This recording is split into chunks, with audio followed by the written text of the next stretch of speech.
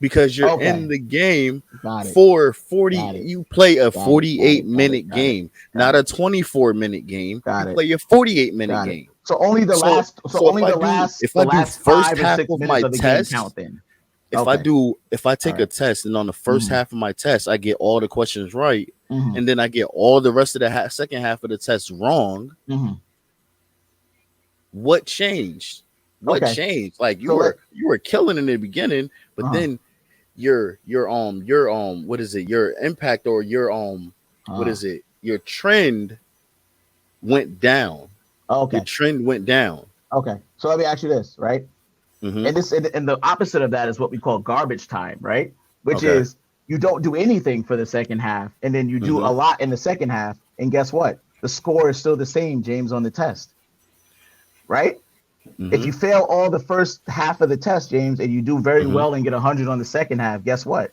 You still Mm-hmm. fail the test. Mm-hmm. That's a So good what's the point? analogy. But how about balance? Why you can't be What do you mean consistent? balance?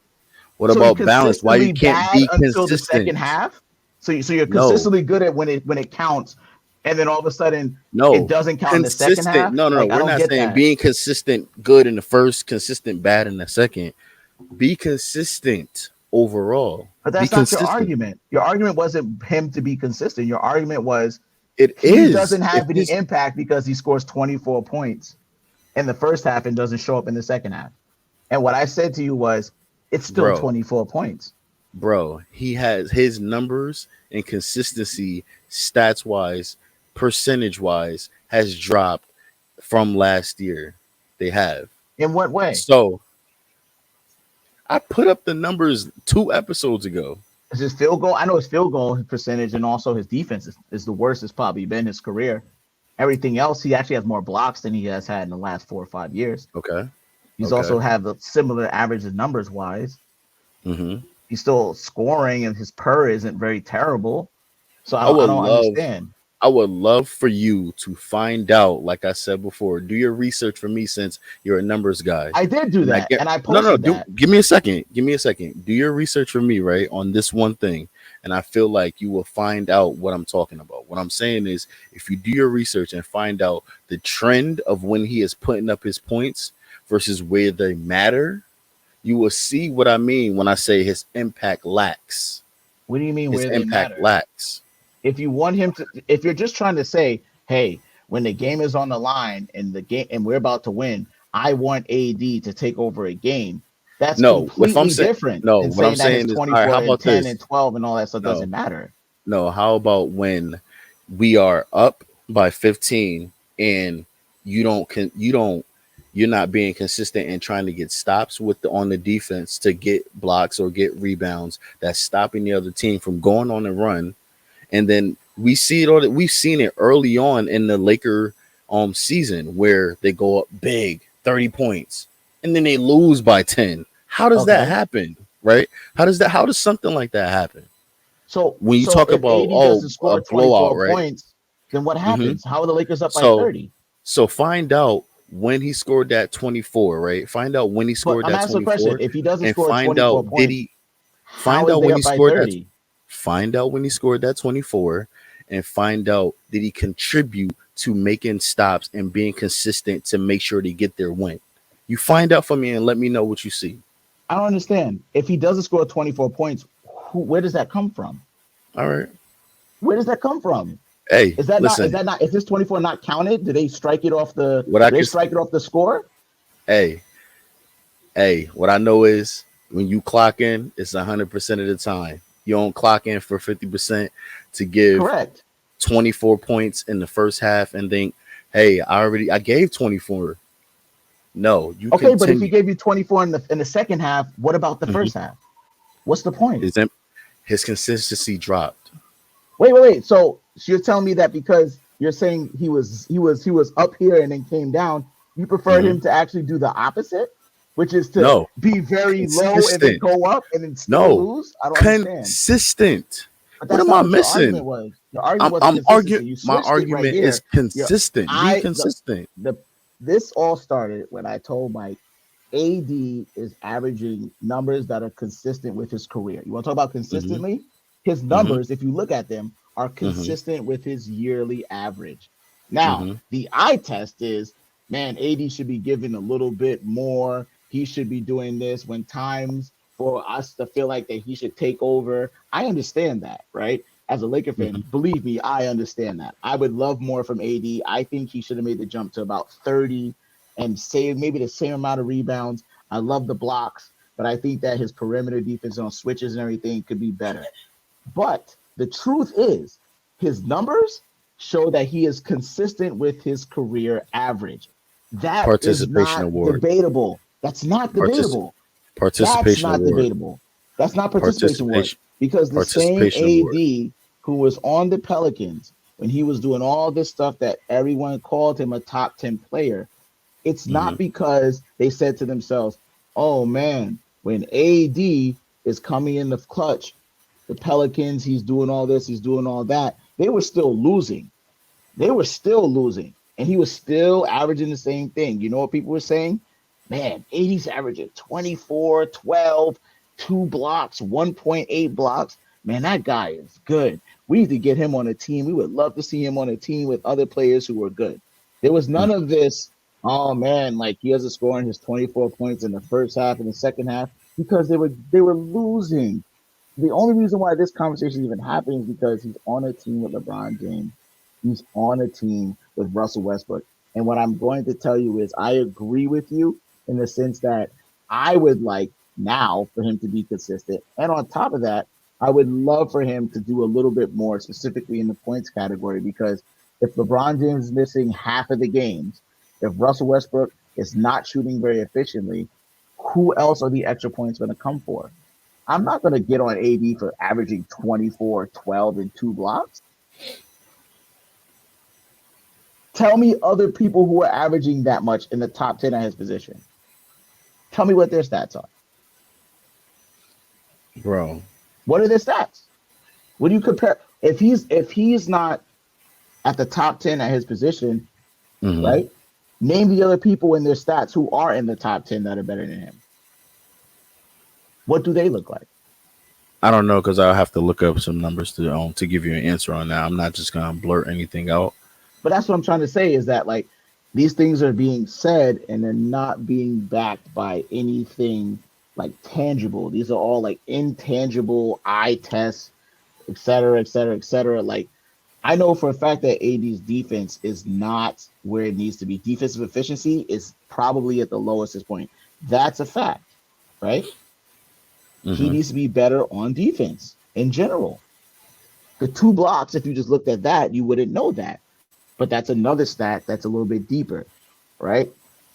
But Mm. his stats are still very, very, very good. Um, and I just feel like the Lakers bought into him to make that leap where he was like a 30 and 12 type of guy. Like they needed like Dwight Howard on the Magic type of numbers. Like, like a guy who's consistently trying to fight for defensive MVP, a guy who is like going to allow LeBron James to age gracefully as a Laker, and he's not doing that. And then he's getting injured on top of that. Like from an intangible standpoint, that's not acceptable, man. Like that's the stuff that's going to catch the Lakers, and like the Lakers paid for his potential, and they paid for his floor. His floor is what you see right now. It's consistent with what he's always done, but it's no good. So Like so it's so no tell good. me tell me why does plus minuses exist? What do you mean? You Why asked me does why the plus stat minuses? exists? Yeah, yeah. Why Because does there's that certain exist? stats that don't tell the whole story, right? It's kind of like how WAR is used in baseball. Because if you were just to look Mhm. at specific stats, you could say and make an argument, oh man, like this guy is really good or this guy is really bad.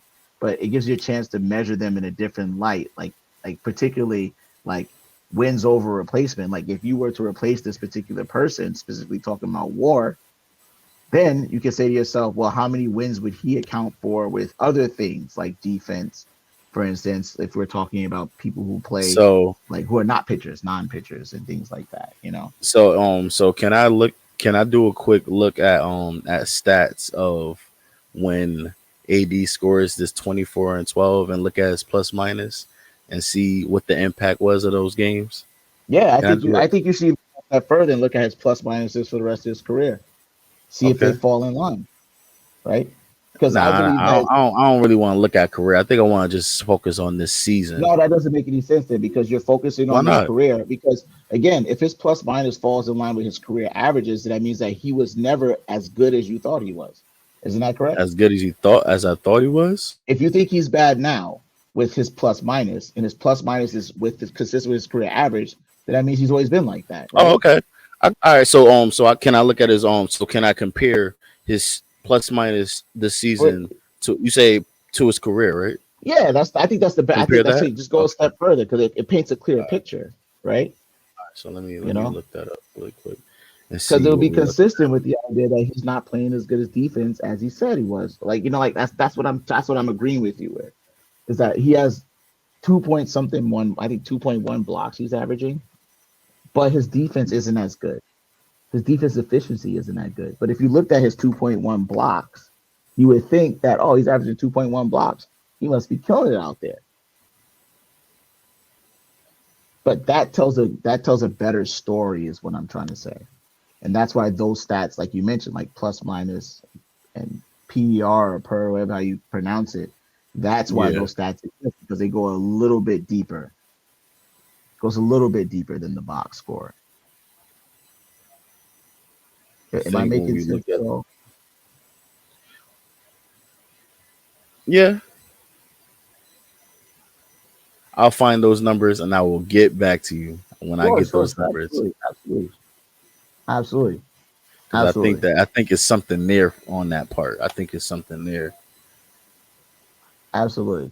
I think, I think, I think, I think because of, and I think it's because of where AD is and and what he's doing. I think it gets lost in the shuffle the type of player that he's been because there's so much expected from the Lakers, right? And see, there you go. We already got those stats. So that tells the story, right? His Hmm. career is that his what he's doing right now is much worse, which falls in Hmm. line with the idea, right? So On like over that his, he's having a bad year defensively wise, efficient, I consistent. I haven't dug deep enough to find his plus minus, but it's the PER is very similar to that, right? Would you I say that? can't. No, I just mentioned PR as a stat that goes deeper. I don't know the what goes into PER specifically. I can't tell you that. I'm not sure if it's the same or not. I can't say that, but I'm just saying like WAR, PER, plus minus. Those are stats in general that go a little bit deeper than just box scores. Let me Yeah, see. yeah, Player efficiency rating. That's what yeah. PER. His his player efficiency is definitely down. Um, So so that's a fact. this this season compared to his career, his PER compared to his career, he is at a 23 PER, and that's just let me see. That's this season 23.5. His career is a 26.9. Last Hmm. season, he put up a 22.1 PER. The Hmm. years that he was in New Orleans go 30.3, Hmm. 28.9, Hmm. 27.5, 30.8, 26.5. The Hmm. only time he is close to his current PER with the Lakers is his rookie season where he's did 21.7. Hmm. So when we talk about his player efficiency Hmm. on the Lakers have dropped since he's been on the Lakers, and Hmm. they're not this. He's not the same effective player as he was when he was on the Pelicans. Okay.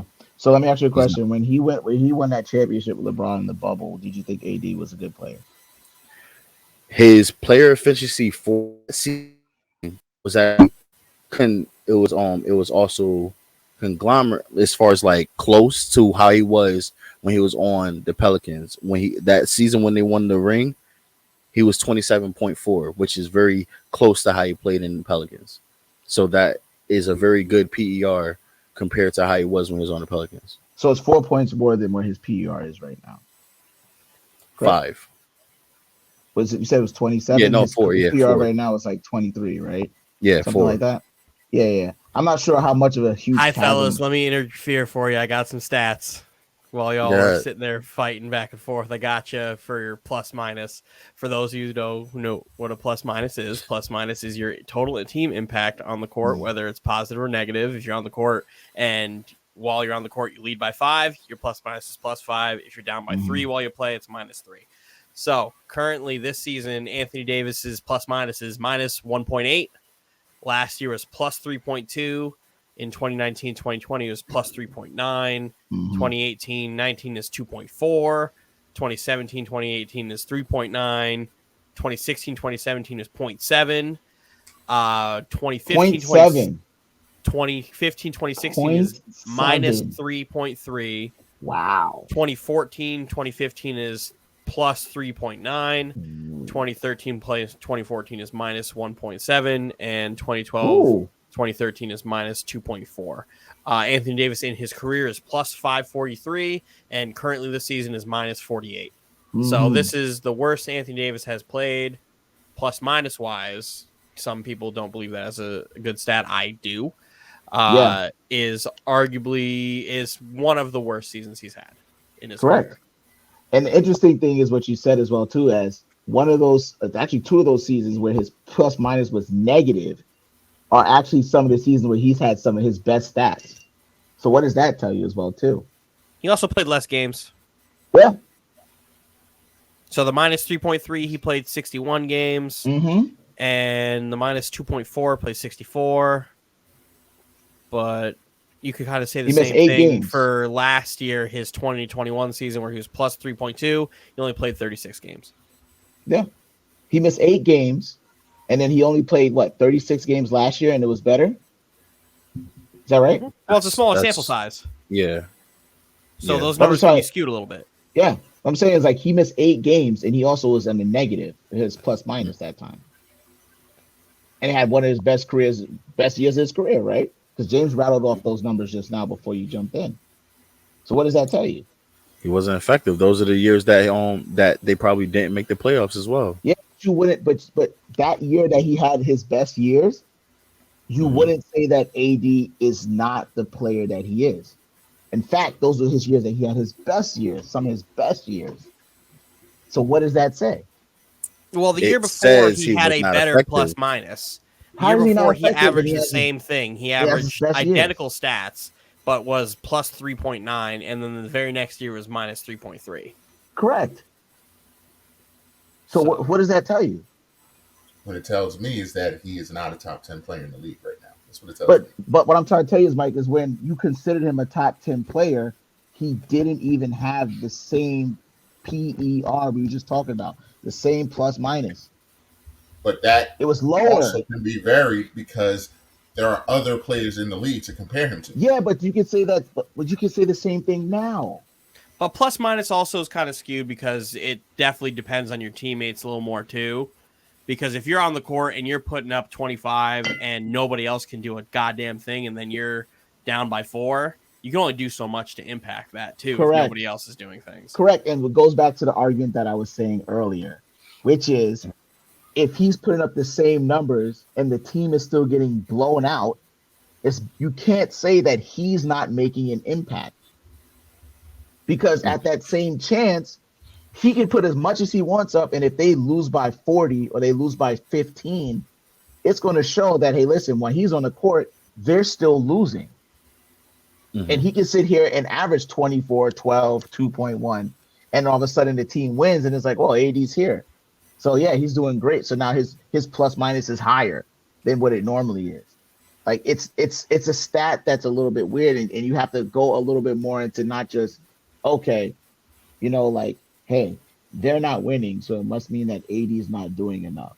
It all depends on the lineups too, because I'd like to see his plus minus with different lineups. Well, yeah, that's a little bit deeper, well, and that's more of deep dive. Yeah, Vogel's rotations are one of my pet peeves Those I've are, always had and with his him. rotations are insane. His rotations are crazy, absolutely insane. So once again, my point remains: he's not playing like a top 10 player in the league, and until he does, the Lakers are going to struggle. No, I don't agree. I don't agree with that. I think the Lakers are struggling because the Lakers are struggling, right? The Lakers are struggling, right? And the thing about it is that, like, and again, to reference what we were talking about earlier, the reference to LeBron James and me telling him that he needs to do more, is that I'm going based upon LeBron James' history in those particular cases, right? And so I'm sitting here trying to say, if you're telling me to believe in LeBron James and what I should expect as a Lakers fan, that he's going to turn it on in the playoffs, and all of a sudden he's not doing what I expect and what was told to me and what his averages were, then I mean, I have to say, can he give me more? You know, I'm not like, I'm tongue in cheek about the whole thing about, I need that man from Cleveland, I need that man from Miami to walk through the door, because we all have to live in reality, right?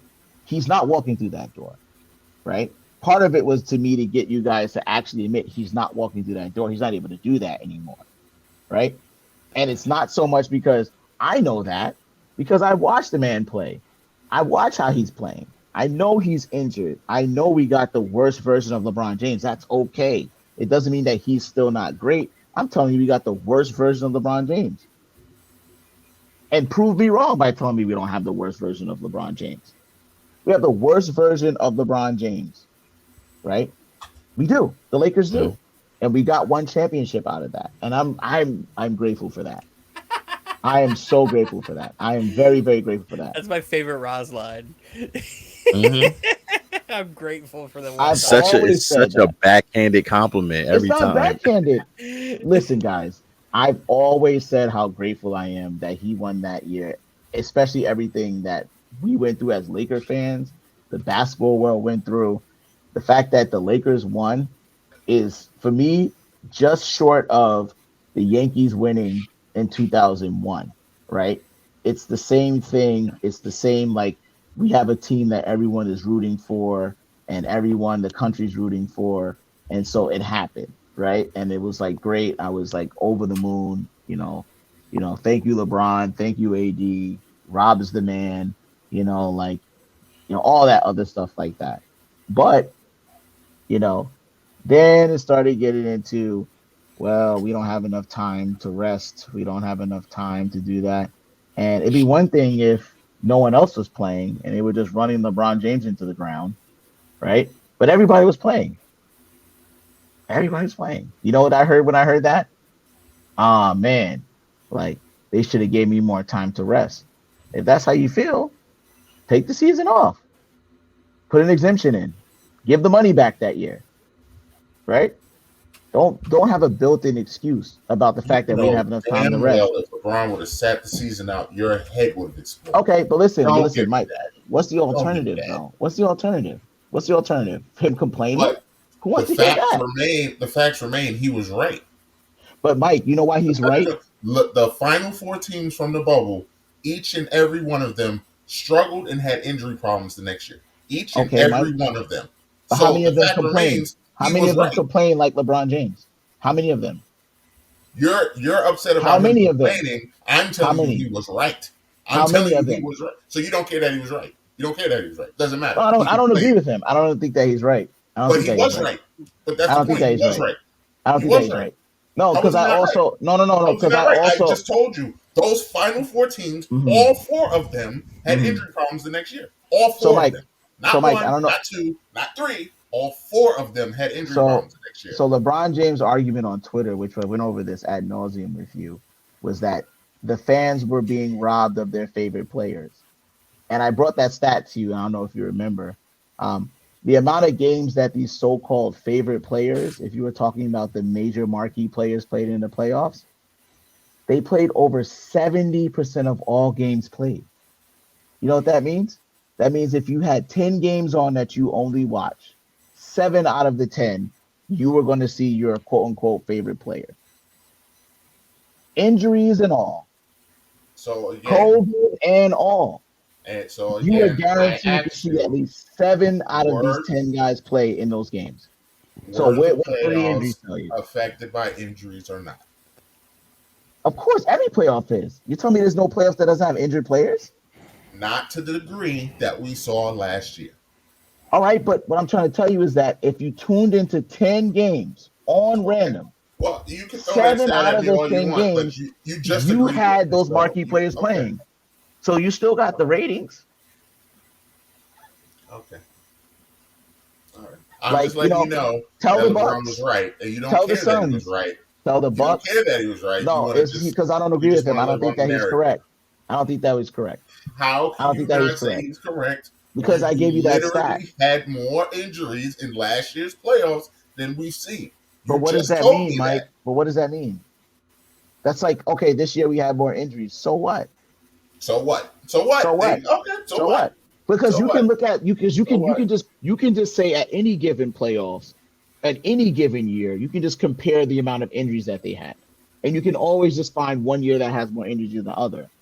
LeBron But James is not last year talking about was no. but last LeBron year James, was no, a much more no, frequent case, no, which was the no, point no. LeBron was making. Historically, or are you talking about what LeBron James's feelings are about the situation? Are you saying historically there was more injuries last year than Not what has happened in the LeBron's playoffs? feelings. No. Because listen. This is where I come in and I say, well, all right, let's say LeBron feels like he's right and you agree with him. Historically speaking, is this a year last year where the NBA had much more injuries? Or was it just, hey, LeBron didn't play and he was injured and he feels like, oh, everyone's getting injured, right? I can't remember a playoffs that had that many stars get hurt like that. But Yeah, just to be because, fair, I think every round of the playoffs had one Something of their happened. major players injured. Literally every round something happened. But but again, go off. for me to believe what LeBron James is saying, that has to be backed with not just me agreeing because I agree with LeBron James and I'm a fan of LeBron James, right? I have to look at it. I have to say, yo, historically, But these guys literally these didn't amount of play. I injuries don't know that what else you happened want. must I have don't been know a what else lot.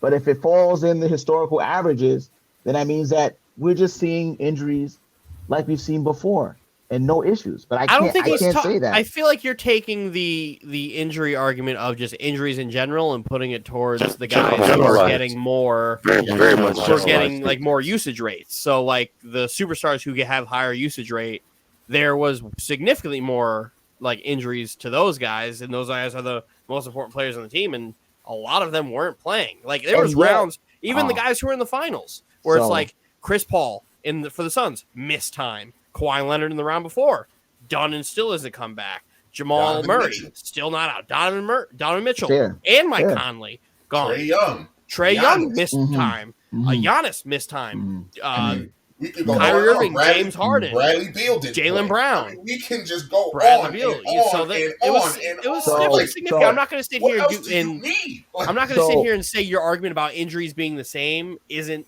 a So, valid argument not even because that. is a very blanket statement that can be true. No, But I will pull up the specific stat because I didn't just say a blanket statement.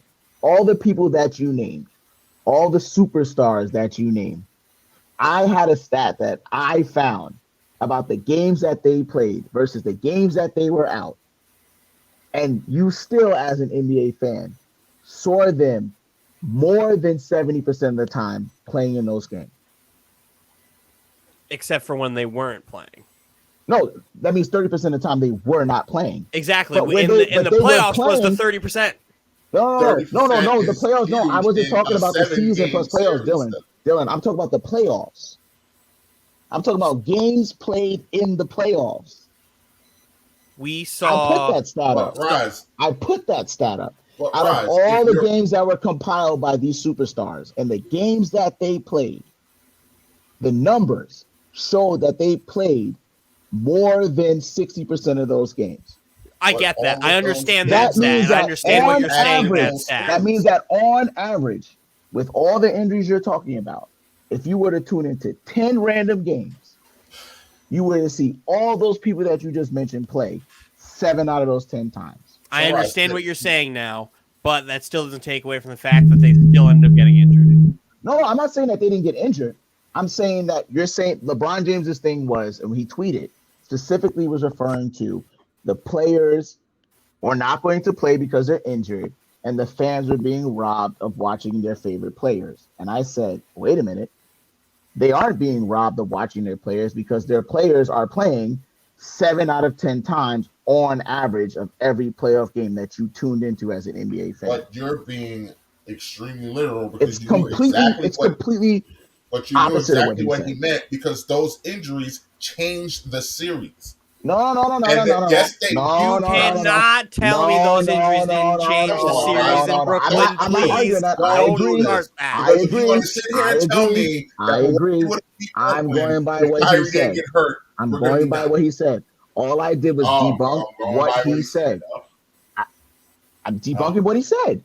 I'm not going to put words in LeBron James' mouth. I'm debunking what he said. You're not going to sit here and tell me injuries didn't play a factor in Brooklyn. But that's not what I'm arguing. That's not what we're arguing. That is what the argument. That's not what we're arguing. No. That is his whole point, Bryce. You're welcome to rewind the tape. I'm arguing what we started arguing was these players were injured, and I told you from the LeBron James tweet that the fans were not robbed of these players not playing. These players played. Now, if you're going to say these players weren't effective, that's a whole nother issue because I agree with you on that, right? I was robbed. I agree on that, but they played. All right. They played. But they didn't play when I needed them to. They played. But they played 7 out of 10 times. So at 30% of the time, if there was 10 games played, they didn't play 3 of those games. And 3 of those games were game 5, game 6, and game 7. No, that's not true. You don't know that. That's not true. I don't trust you. What are you saying to me? That's not true. Did Kyrie Irving play game 5? You tell me all the games that they didn't play was all game 5, game 6, and game 7s? No, but I will tell you the games that my guys didn't play were game 5, game 6, game 7. No, actually, Dylan, yes. We're adding stuff to that. Majority of them were. I specifically said to you, Dylan, I don't believe that's correct. I don't believe that's correct. I don't believe that these players did not just play all of that happened in the 5 games. Since we're being incredibly literal, I could be literal too. So the first series in Boston only went 5 games.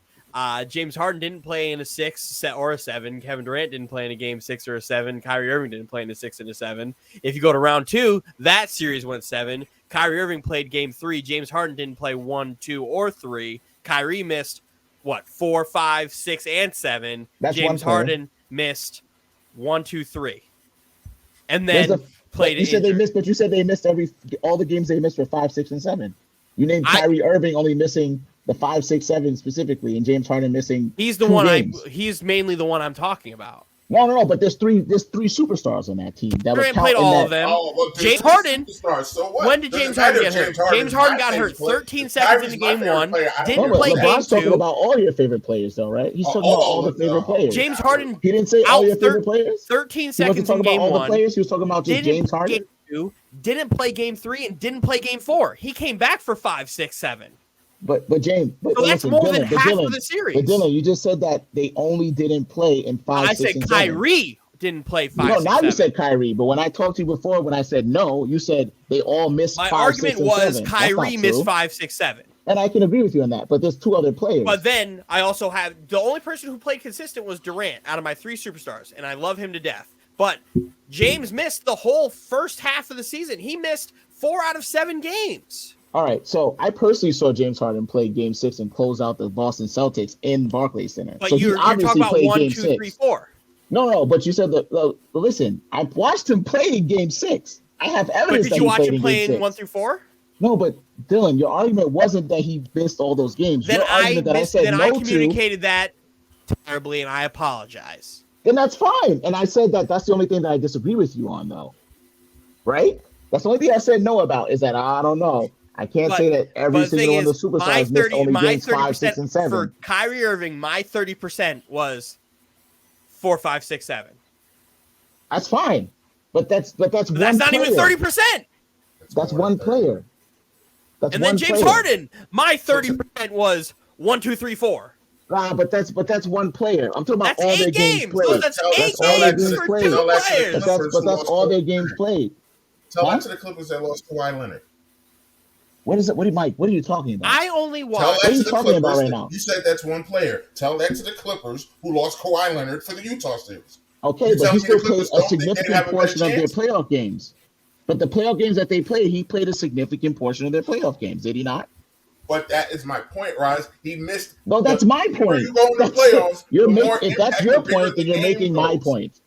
Hey, listen, if that's your point, then He you're making missed my bigger point. games.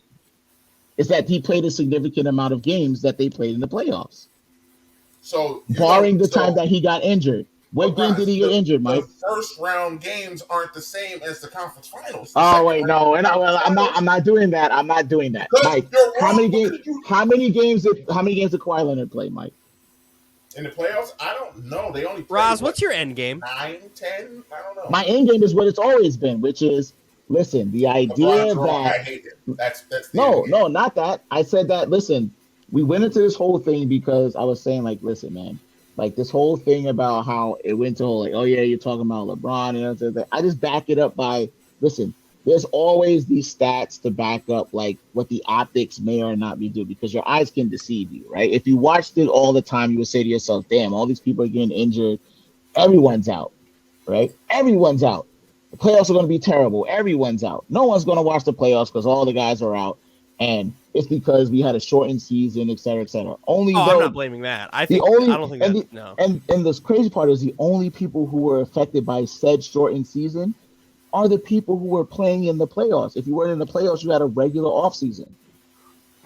The right? only people who were affected So- were the people who were in the really, if you want to be like for real, the only people were in the who were bubble. affected were the people who were in the bubble. Yes, who are in the playoffs. That okay, that I Specifically. get you. Specifically, LeBron James happens to be one of those players, right? And Mike's argument was the people who were getting injured were the people who were in the bubble. And I was like, all right, cool. But there are other teams, there are other players, right? I had my whole team not playing the bubble. And that's so fine. even in the subsequent playoffs that happened with all these injuries that happened after the bubble, you still had these said playoffs happening with players who are considered superstars. All the marquee players on the marquee teams that were set up for the playoffs, they still played a significant portion of the playoffs. Now, yes, they may have had season-ending, playoff-ending injuries, but we're not talking about dudes getting injured in the first game of the playoffs and you never saw them after that. Kawhi Leonard played significant amounts of games that were played in the playoffs for the Clippers. If you look at the games that the Clippers played in total versus the games that Kawhi Leonard played, you would realize that Kawhi Leonard played a significant amount of those games. If Kawhi Leonard's I think he actually only played 50%, but it's whatever. Are you sure about that, Mike? Their first Are you sure round with Kawhi Leonard Dallas- only their played first half of round the with games in the Dallas went playoffs that the 7 Clippers games. played? Their first round with Dallas went 7 games. He got injured in game 1 against Utah. That would be 8 games. I think that is, and that series went 6. So 7 plus 6 is what, 13? So how many games did he play, Mike? 8. 7.5, 8. You want to give him 8 because he started the game? Whatever. Is that 70%? I don't know. You let me know what Is that to say. How many 70%? games did he play? 8. I How many feel games like he played? Roz is trying to make the point that he played enough games and not enough That's- to play That's the it. whole He series. played in the first round, so But that's as all that NBA matters. fans, we want them to play the whole series. Dylan. Now it's a kill the messenger type of thing. I didn't make the stat. No, I don't make what games asked played you is for your considered end games game. played. I asked you what your end And game I told was you. to see And what I it told was. you. And I but I told feel you. like the way it's coming off is like I told you. he played enough. That's how No, it no, comes no, off. no, to no, me. no, no, no, no. 'Cause Games wouldn't played you are want games him played. to play more Now- or all of them? Now, games played is games played. That's how that stat is recorded. It's not up to me. If Mike feels that games played should be okay. recorded after the 20-minute mark, after the Okay. 10-minute mark, after the 2-minute mark, that has Alright, nothing to do This with has me. gotten ridiculous. I didn't Yep. make that stat Yep. up. That has nothing to do with me. And I on offered a that stat, note, and the stat is the stat. on that note, Introduce the pod. Welcome, ladies and gentlemen. We're gonna hit the music.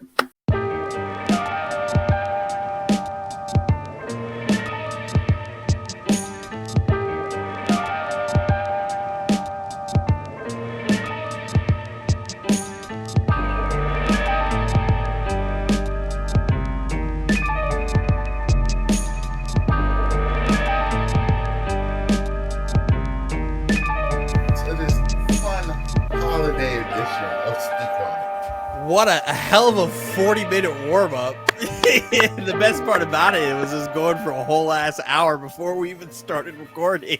May I just add this beforehand? Kawhi Leonard actually played 11 games, by the way, which falls in line with 11 out of 13, which being more than 70%. I am your host. Cue the silence. Drop the bomb. Where's Funk Flex? Drop We're the not going Funk to Flex get into bomb. the fact that it still makes my point that How? him How, getting Sway? injured because him How, getting Sway? injured. I'm your host, Big Mike. I am here with the fellas, Dylan, Breezes, Roz. We had to go live because our pregame warm-up just got too real, and we had to just let you guys in. We had to pull the curtain and let you know what goes on. A little inside baseball. Let you know what goes on behind the scenes here. That's not Dylan. That's Mary Chrysler. Merry Chrysler. Happy Chrism. Mary Crema. Merry Crema. I mean, I actually got how you doing, fellas. We're all clearly warmed up, but how are we doing? I'm doing Toasty. rather well. Toasty. Doing rather well. Toasty in my Jets.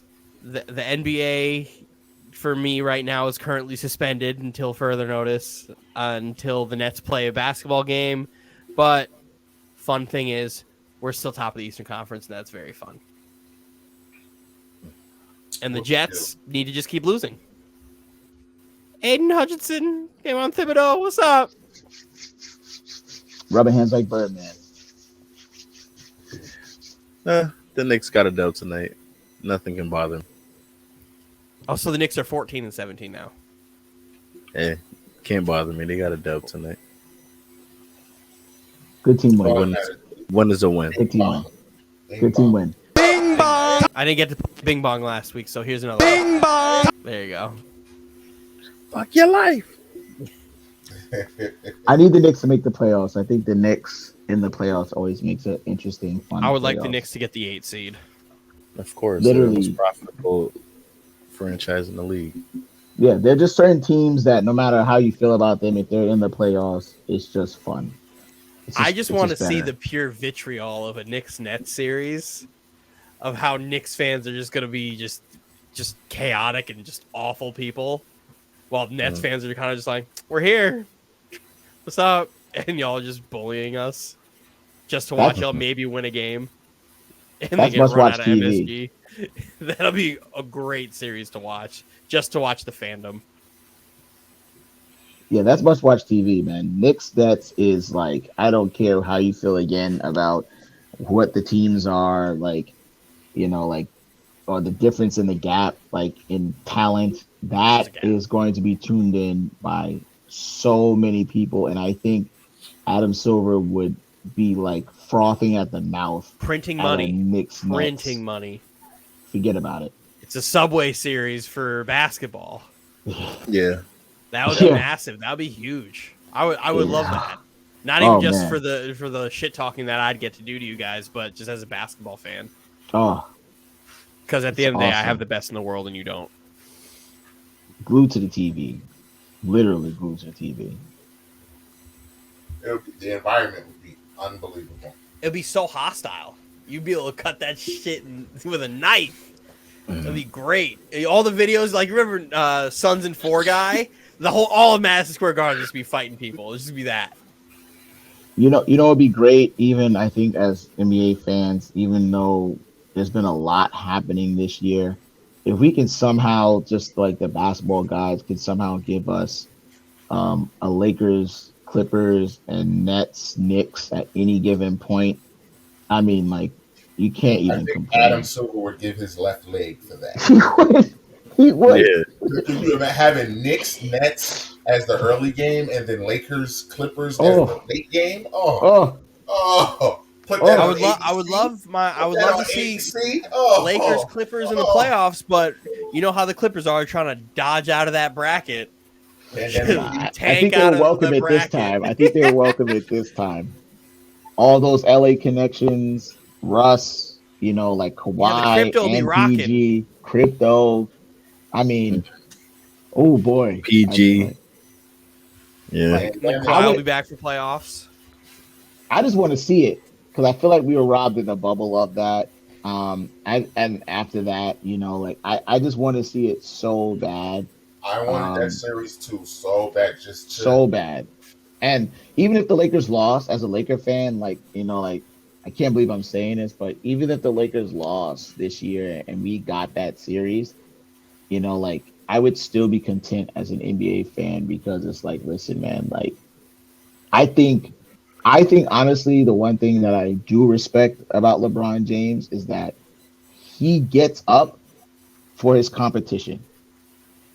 I feel like I feel like the only thing that would even bring him back and have him have like a historical roll the tape back type of LeBron type thing is if PG and Kawhi Leonard is on opposite side of him and he cares about his legacy so much he can't bear having those two guys walk into crypto now and have that loss on his back. Like I think he's just going to be he would just be absolutely a lunatic during that series. That's like when LeBron first went against what was that 2015 when they first went against the Warriors when he was Oh averaging yeah, 40. yeah. Yeah. Should have won MVP that year too in the playoffs. Should have. absolutely, Yeah. Should have. absolutely. Should have. But yeah, But, I mean, where y'all want to start, man? I mean, we kind of jumped into the basketball. We normally start off with football. I mean, We can get the football out the way. That's fine. Like it's football out the way. interesting weekend football. We dude. were very close to having a Dylan was right pod where everything Dylan predicted came true. And that would have been incredibly nasty for everybody here if I was Nostradamus and just screaming at y'all to suck me. That would have been Wait, real bad. I saw you text that in the chat, but what were you right about with Mac Jones? Well, I didn't understand. I was that. shitting on Mac Jones about how he wasn't great, and then he came out and put out an absolute stinker on Saturday night. Yeah. So I was like, that was one. And then it was Kyrie Irving's coming back. Kai for Christmas was number two. Wow, yeah, we got to talk about that at some point. And then if the Raiders would have lost to the COVID Browns with their third string quarterback, that would have been 3, and I would have been unbearable. I'm already bad. I would have been unbearable. Yeah, I mean, NFL wise, man. I mean, this week has been like, you've seen some names get thrown out there that you would never see or thought you would ever see again. Like, I saw Laluetta. I was like, whoa. I was like, wait a minute, not the man himself, Kyle Laluetta. Like, that's his name, Kyle? Is his name Kyle? Like, I haven't seen that name in a very long time, man. And I was seeing guys getting pulled out of left and right, playing in an NFL game because COVID was running rampant everywhere, like everywhere. Shout out to the Raiders for barely beating a third string quarterback. The Raiders are really good at almost losing games they should win all the time. But Anthony escapes my wrath for another week because if they would have lost this game and then lost the Colts game, he wouldn't be able to say shit to me. Yeah, he did say 3-1, so we're still banking on that, so right? we can still get to 3-1, but he also needs a lot of help to get in because I think they're still at the bottom of that little list there for playoff rankings. Yeah, they're on both. Yeah, that whole AFC playoff contention is like a bunch of 7-6, 7-7 teams just fighting dogfight right now to try to get in. I think these are the last few games coming up here, guys.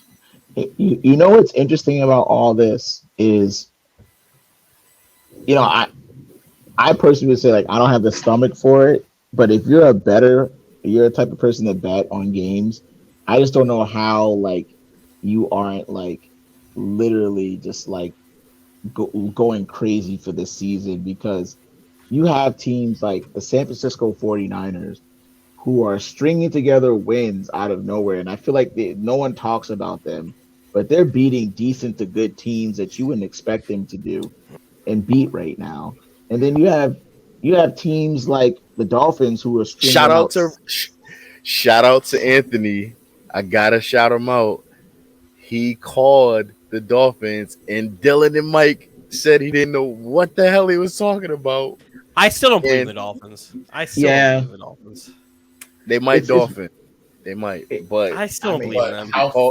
he called it. how funny would it be if it was those Dolphins that That kept cost the him out. Raiders a playoff spot? oh yeah, That oh would yeah. be the best part How of irony. Oh, that would make my day. to Also, hate to be while we're right. still shitting on the Raiders, shout out to the Jets for outscoring the Raiders again for what seems to be the 6th consecutive week. But what do I know? I just watch football on Sundays and don't know shit about shit. Yeah. Tom Brady gets completely shut out. Chris Against the Godwin team gets we put up 9 wrecked. points against. Wrecked. We I mean, it outscored the was Bucks. we outscored the Bucks, which is crazy because we played that same Saints team. Like it's the same Saints team. So I can't this year in the NFL, I That can't Saints call it. defense good though. It's Now a that Yeah, the few everybody's Saints. healthy, it's teams. good.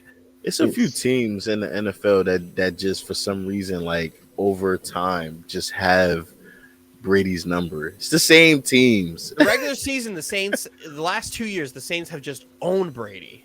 Owned him. it's just weird. It's like It's the so Ravens And weird. then all he gets over to the again. playoffs and he just has his way with him. Yeah. It's weird. But he didn't Yes. have a good game in the playoffs last year. Their defense won that game last year. Well, they don't have the secondary this year. Everybody's fucking hurt. And then Yeah. they lose Godwin for the rest of the Oh, what a season. huge They loss. lose What a huge loss. Lenny for a bit too. They just signed Le'Veon Bell Yo, to try to help them too. But they are bringing Antonio Brown back. yeah. They said They also lost Oh, I Evans saw that too. statement. I saw They that lost statement. Evans too. They lost Evans to the hammy. It's So rough, they're in a man. tough spot. Yeah, It's rough. the coach was saying, we things are better with Antonio Brown on the team. I know what I said before, but there's no room for that right now. Mm-mm. And And all of a sudden, with the and, Bucks getting kind of slowing down and the NFC West kind of just being in flux again, because everybody's just winning games and playing each other, that my Cowboys Super Bowl predictions kind of starting to look a little better. But you still got the Packers to deal with. Exactly. There's still that bad man in Green Bay. But And- Michael Parsons is fantastic. Did you know that the Cowboys are the first team since the Chargers to have a player who has recorded 10 sacks and 10 interceptions since the Chargers with Sean Merriman and Antonio Cromartie? that's dope. That's a That's a nice dope. little sack there. Yeah, or that's not dope. sack, stat. Anthony would say, "Fuck the Chargers." Sean Merriman will beat the shit out of you, Anthony. Fuck you. Like here's the thing, man, right? And I find it very, very interesting in the simple fact that you now have teams that are emerging slowly but surely out of all these different conferences that you probably wrote off for dead, and they're trying to make a push to get in the playoffs. And as an NFL fan, you can't even really say to yourself now, "Oh, I can go into the playoffs and be confident as to who's going to win these games." Some of them are clear cut, but if you have a bunch of those 7-7, 7-6 teams fighting out with some of these teams, like because you have a Buccaneers team that's limping right now into the playoffs, losing a huge part of that, and you get Antonio Brown back, but I think if he's Antonio Brown, he's still going to fill that void admirably. That Chris Godwin's going to be there, but I also think that Tom Brady was my MVP coming into this game, slightly edging Aaron Rodgers. But I just feel like now Aaron Rodgers it's his to lose right now with Brady losing those weapons, unless Fuck he Tom just Brady. comes out and does crazy. But another interesting name, and I kind of brought it up to Mike a long time ago, but I didn't mean to bring it up in this manner. But now I'm gonna bring it up in this manner. If somehow Aaron Rodgers has a hard time with those Cowboys.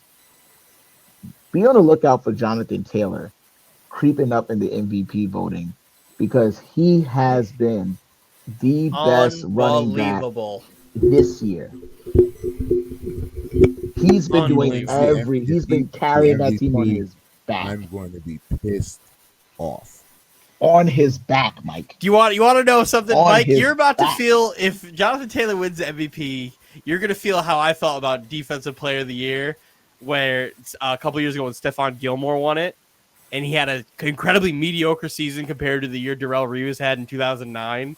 And I'm like, you're gonna give that corner Defensive Player of the Year, but you couldn't give Darrelle Reeves Defensive Player of the Year for the year that he had the single greatest year a corner has ever played. You Ever. can't give him Defensive Player of the Year, but you give Stephon fucking Gilmore Defensive Player of the Year. That's going to be you, where it's You're like gonna Jonathan give Taylor. Jonathan Taylor, the MVP of the league, when Derrick Henry ran for 2,000 yards last year, carried Tennessee on his back. I want this to happen. 99-yard touchdown run on primetime television. But you gonna Mike, give it to he's getting Jonathan Taylor votes. because he beat the Patriots? He's getting votes, Mike. He's getting votes. He's getting votes as we speak. He is getting votes. I completely agree with you. I think it's ridiculous if he actually wins it, especially after what we've seen from Derrick Henry in the past few He years. can finish top It'd be a 5. crime. That's cool. It'd be a crime. It'd be a crime. But he can't win it. He can't win it. If he wins it, though, And honestly, he shouldn't even be in top 3. He can't win. he's definitely top 3, though. I think right now you have Rodgers, Brady, Jonathan Taylor, and I Look think out for also that guy, Matthew Stafford. Look out for that guy. I mean, he helped his stock. There's I think the MVP. I think this is going to be a fun, refreshing MVP.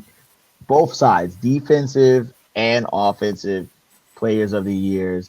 I think it's going to be awesome because I think Micah Parsons might take both And I was about to say, Rookie of the Year, be defensive honest Rookie, with you, and defensive MVP. Micah He's Parsons fighting should for be that. in this but- conversation. Defensive TJ Watt MVP. is also like having Yeah. a quiet 17 sack season. Yeah. If he Single breaks Michael season. Strahan's record, He has to get it. we He has to get might it. have He has to get we it. might have to Yeah. put him in this conversation, For MVP, yes. Yeah. But Yeah. especially if the Steelers make the playoffs. He now holds the single sack record for the Steelers. He passed James Harrison on Sunday with right. a sack. That's So it's right. like he had a quiet 17 sacks. It's because the Steelers haven't been playing. They haven't won or anything. But Micah But- Parsons is ridiculous. He's disgusting. Wait till he gets like smarter. He's disgusting. You could put him everywhere. He has more sacks this year currently more than Chase Young did Yeah. in his rookie season. Chase Young had 9.5 sacks his whole season and won Defensive Rookie of the Year. It's funny because the Cardinals, when they drafted Isaiah Simmons, they hoped that Isaiah Simmons was Would be this. Micah Parsons. Which But is it's like- a little different because Isaiah Simmons was a safety that they converted to linebacker and kind of played a hybrid role. Parsons at Penn State was just like A linebacker, just a I monster. didn't know what he was. So it was He's like just it's a hard for me to monster. do it. Because it's like, do you put him as an edge rusher or do you put him as like a Mike linebacker? And they're like, we're just going to put him everywhere. Let him Yeah. play quarterback. Ooh, fuck him. He runs like a wide receiver, man, and that's the scary part. It's like I don't think I've ever seen a linebacker have crazy. that sideline to sideline speed that this guy has. And he's just an incredibly freak athlete with these just wild instincts that like as time goes on and when he hits like 28 years old, we're going to be talking about Micah Parsons as like maybe like a stretch here as one of the greatest defensive players we've ever seen. if And he then keeps he's this also up. going to be like learning the game in a way like imagine him with a mindset like Tom Brady on defense. It's a nightmare. And you want to know why it's a nightmare? Because most of the time when he's playing on the edge, he shouldn't be able to drop back and take out forget about the flat. You know, you put him out and have him take over like a cornerback position. Like He picks up slots. you can't do that. Like you shouldn't be able to do that. Like you should be able to drop back and pick up slot receivers because then as an offensive coordinator, what are you going to do? You can't leave somebody in there because you just wasted someone being there to block if he drops back. And then if you try to get him to get blocked, he's just going to just speed rush around like everyone. It's just too much. He's a quicker, faster Khalil Mack who can cover. That's terrifying. And that's horrifying because Khalil Mack is an all-pro in one season at linebacker and defensive end. Because I in thought the same season. Khalil Mack is one of my. I think he's one of the, if not, he's one of the greatest defensive players I've ever seen in my life. Yeah. I'm old enough to remember this guy named Khalil Mack that I thought might be the second coming of Lawrence Taylor. I'm that old to remember that guy. Yeah, and I am too. And I don't know if it's because they was playing the Vikings, but that Bears defense looked pretty damn good last night on Monday Night Football. So if they can get that guy back, they just don't have a and secondary. Like I've been saying, they need a secondary. But I'm telling you, I'm putting my chips on the table. Dylan already knows where I'm going. I'm all in. I'm all in on Justin Fields. I'm all in. I've seen what I need to see. That dude is going to be a top 5 quarterback in this league. I'm all in. Wow. I wouldn't go that far. Wow. Not tomorrow. That far. Let's not get crazy. Why? What have you seen? I'm putting. I may be the only guy who was putting his chips on the table for all of these rookies except for Mac Jones. He has it, Roz. I don't know what it is, but he has it. I'll tell you what he doesn't have, a head coach. He doesn't. And that's the thing that could trip me up. You know what's wild? Before we continue there, Matt Nagy's more than likely to get fired, but there's rumors circulating around Chicago that Ryan Pace is getting one more year. Really? And if that happens, the Bears are crazy. He's getting a fourth head coach. There's a chance he's getting a fourth head coach. You're going to get Ryan Pace to actually pick the next head coach? They're crazy. They're not. That's the word I'm hearing around the Chicago beat. That's insane. I think he gets fired, but that's insane. Because I will give him this. He's pretty good at drafting. He's pretty good. I can understand. But he also puts their team in cap hell. You got to move him to like a Brad Stevens, like president of football operations or something, and like just get him away from the cap. Just get him away. Just let him pick people because I don't think they're gonna go. I don't think when they fire Nagy, they're going to go the college route. But that's a job you want. If they were smart, they would throw the ship at Eric. I don't know how to pronounce his name. Eric Bieniemy. Eric Bieniemy. Oh yeah, he's the one that they need to get. I would throw everything at him. You want to know another name being thrown around that I completely forget about, and I'm like, you know what? That's also probably a good hire. Byron Leftwich. Yes. Oh yeah. Because there's 2 jobs that are about to open up that are about to be really interesting. Oh yeah. It's Chicago and it's Jacksonville. Because that Jacksonville job, like, they have talent. They're just hurt, right? At wide receiver, you have DJ Chark and Marvin Jones, Travis Etienne, Robinson. Defense, they're a little light. That's why I don't want them to get that number 1 pick, because having Josh Allen and then Aiden Hutchinson on the other side or Kayvon Thibodeau on the other side kind of scares me. But they also have Miles Jack. So it's like they have a little bit of talent there.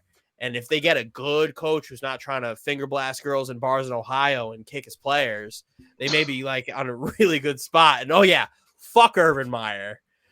And fuck you, Jeremy Schaap.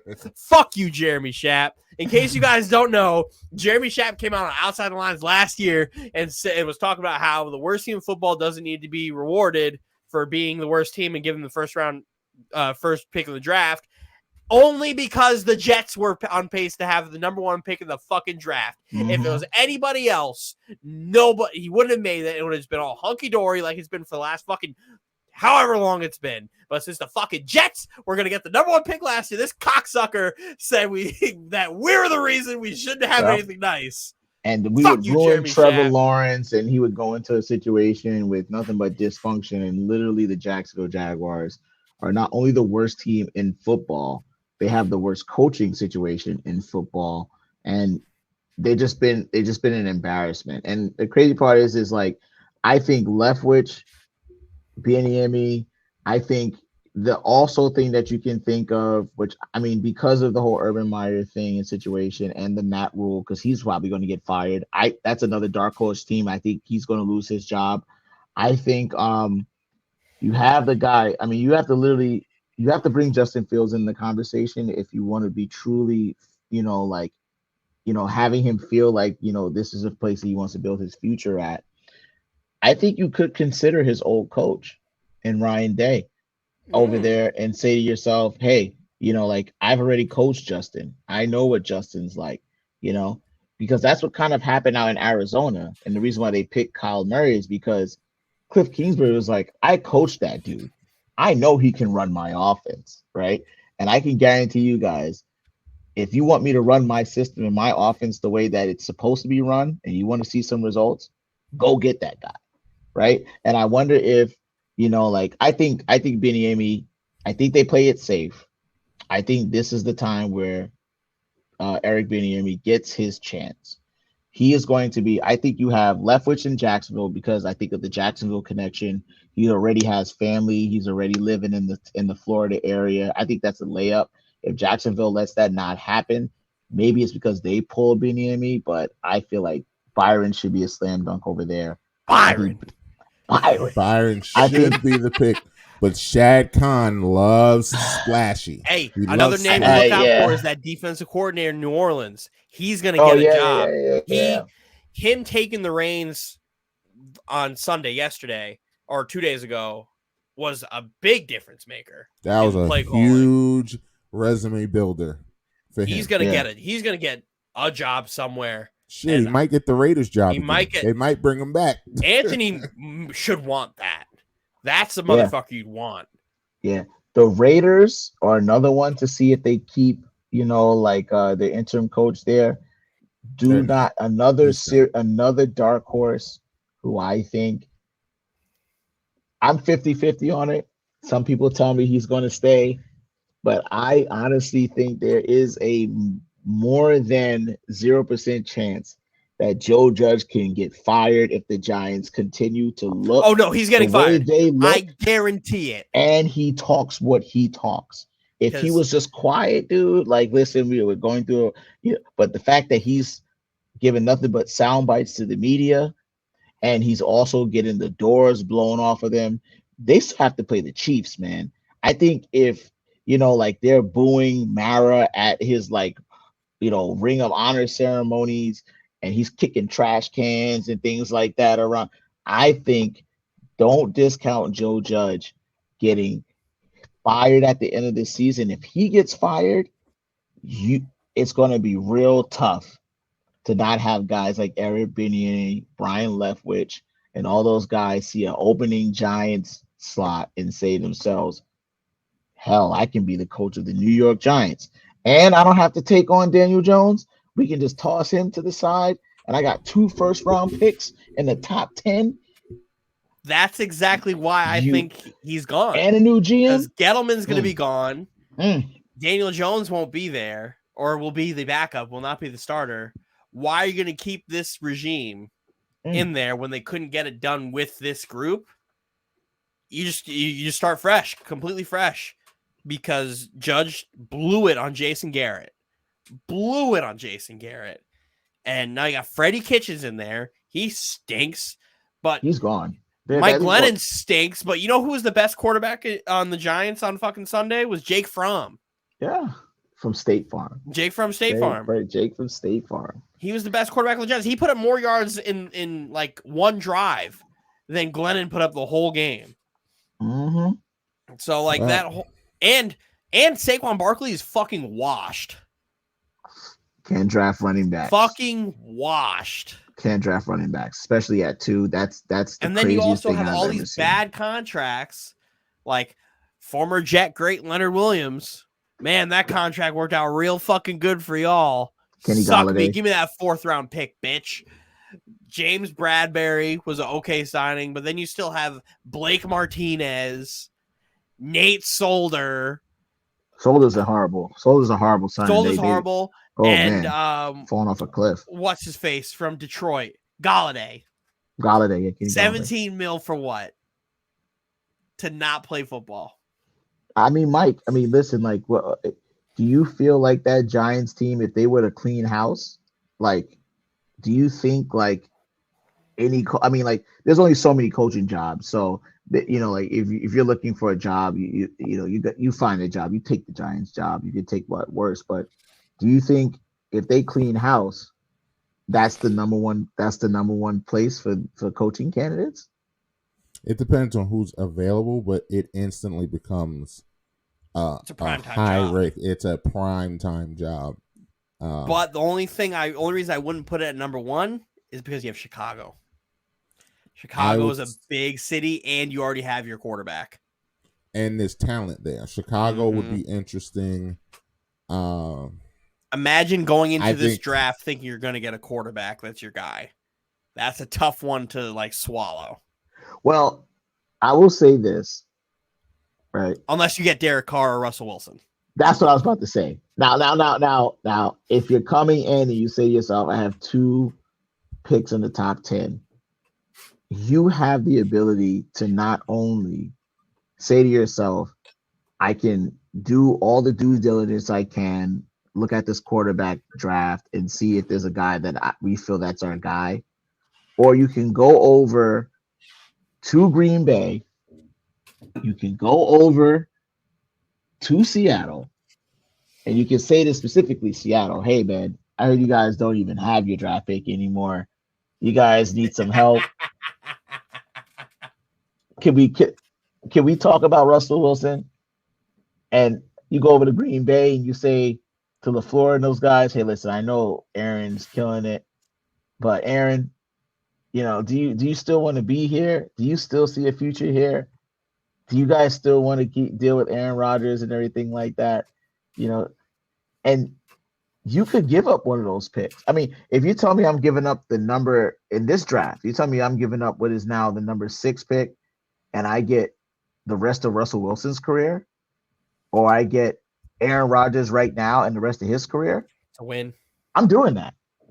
I will carry whoever that pick is. You can call the pick in. I'll carry them on my back to Seattle or Green Bay, because that Giants team with Kadarius Toney, Kenny Golladay, Sterling Shepard, whoever they were going to replace Evan Ingram with, all of a sudden, all the ills that team had, Saquon Barkley still going into his prime, all of a sudden everyone might actually start looking really, really good with Russell Wilson and Aaron Rodgers under center. Maybe if we figure out what's going on with him, Deshaun Watson. Oh yeah, of course, Deshaun Watson, man. We don't know what's going on there, but I think he's going to end up being a Dolphin. Yeah, to my dismay. Mine too. My dismay. Because I was all man. for getting rid of all those picks to get Deshaun Watson, and I was like, bring him, gimme. If Tua leads them to the playoffs, they don't believe in him. They know. I don't care. Tua it looks not like good. they do believe in them. But Tua's not good. They have no choice. That's not What's their choice, Mike? If they have no Dolphins choice. Believe in him, that's all that matters. But they don't. They have no choice. They don't believe in him. They have no other choice. What I'm trying to say is the best things actually for the Dolphins is to showcase and have this win streak, because they can go to the Texans and say, oh yeah, you're getting this ascended player, Tua, and take these picks. We'll just take Deshaun Watson. And now you have to give up less picks. And instead of 5 or 4 picks, you only have to give up 2, because now you have Tua who's playing pretty well.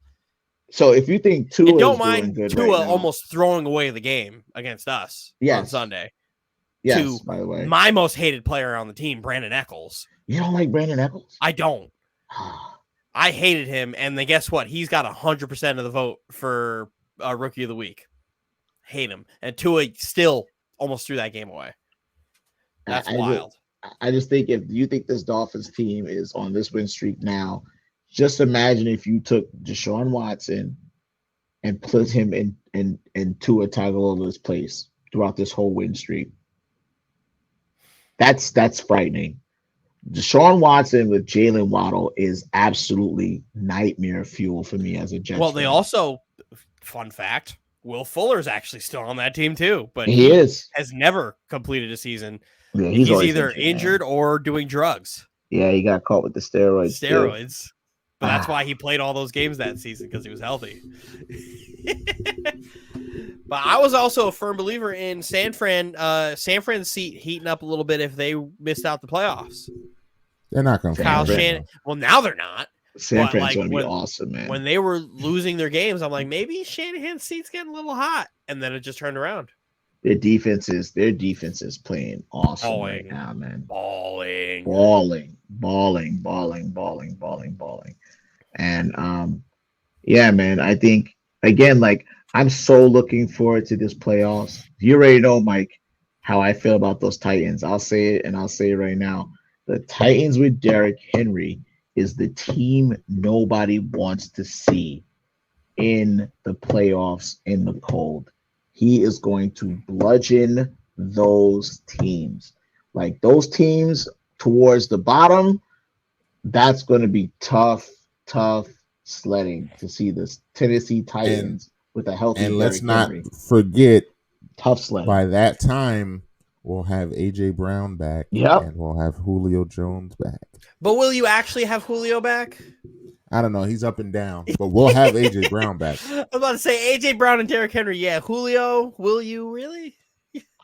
I mean, like, But you know, hey, But But if you we get Julio, you get Julio. We Like, suck, that's though. fantastic. It's okay. But no, It's okay. good luck. Good luck against the Titans, man.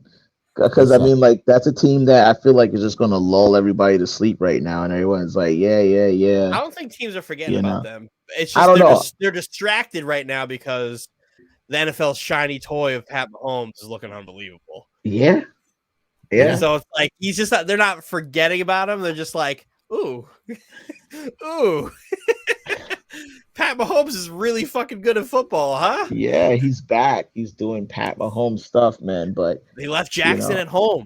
Jackson Mahomes isn't playing quarterback for the Chiefs anymore. It's Pat. He's back.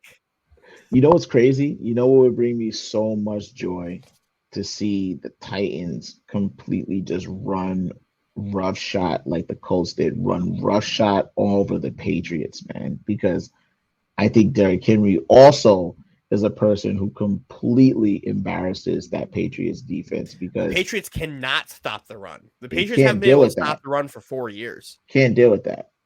They And can't deal Derrick with that. Henry is not just your everyday running back. That's Tractorcito. He's going to be running all up in that ass, and you can't do anything about it. Yeah, good luck with that. Mac Jones, you had a 3-pass game. Cool. Tannehill will have one pass and just hand off to Derrick Henry the whole game. That's it. Yeah, man. Yeah, NFL's interesting. Well, I'm not gonna let you guys jinx my Titans. I know we're pretty good, but y'all not gonna beat that jinx ass me. like a drum, though. Yeah, I'm glad that makes you happy. You won on a missed field goal in overtime. Derrick Henry also played missed that field goal in overtime. But we You were there. I was there. He was there. I was there too. Pop, pop, pop, pop, pop. Pow, pow. Bam, bam, bam. Beat that ass like a drum. I got Justin Let's, Hardy's gloves that game too, by the way. Oh, you did? Yeah, he gave No me way. fun story. If you look at the SNY post game for that game, they go through the Jets winning and them going through the tunnel, and Justin Hardy stops and he starts like looking and he starts smiling and laughing, and that's him. He ends up giving his gloves. He gave his gloves to me, and he was laughing because I rolled off his almost entire career in like a 30-second span. Yes. He was like, oh man. He said, oh man, I gotta give it to you. And I like they didn't show the sound effect because they show him smiling, like mouthing, like, oh man, I got he gives me his gloves. I actually have his gloves up here. That's awesome. It's pretty cool. So yeah, that Titans Jets game. If you ever want to use those gloves to revisit beat that, I can Titan fit ass those like a gloves drum. too. By the way, too surprisingly, but if you ever guys want to, fun fact, look at the SY post game. Check out that moment. That was I received those gloves from Justin Hardy for a good win against the Titans. Special teams captain Justin Hardy. Special teams captain. Special teams ace. Very Justin underrated Hardy. player. Very good gunner. Mm-hmm. Beat that ass like a drum. Oh, Mike, you continue. Go ahead, Mike. Tell me how you feel. Oh, okay. On to the NBA now that we're done with them dumbass Jets. Beat that ass like a drum. At the time of this recording, the Lakers and Suns are playing a very weird, interesting game. Mm-hmm. Lakers, I assume they're gonna lose, but they might. I don't know. They're fighting. No, they're fighting. They're fighting.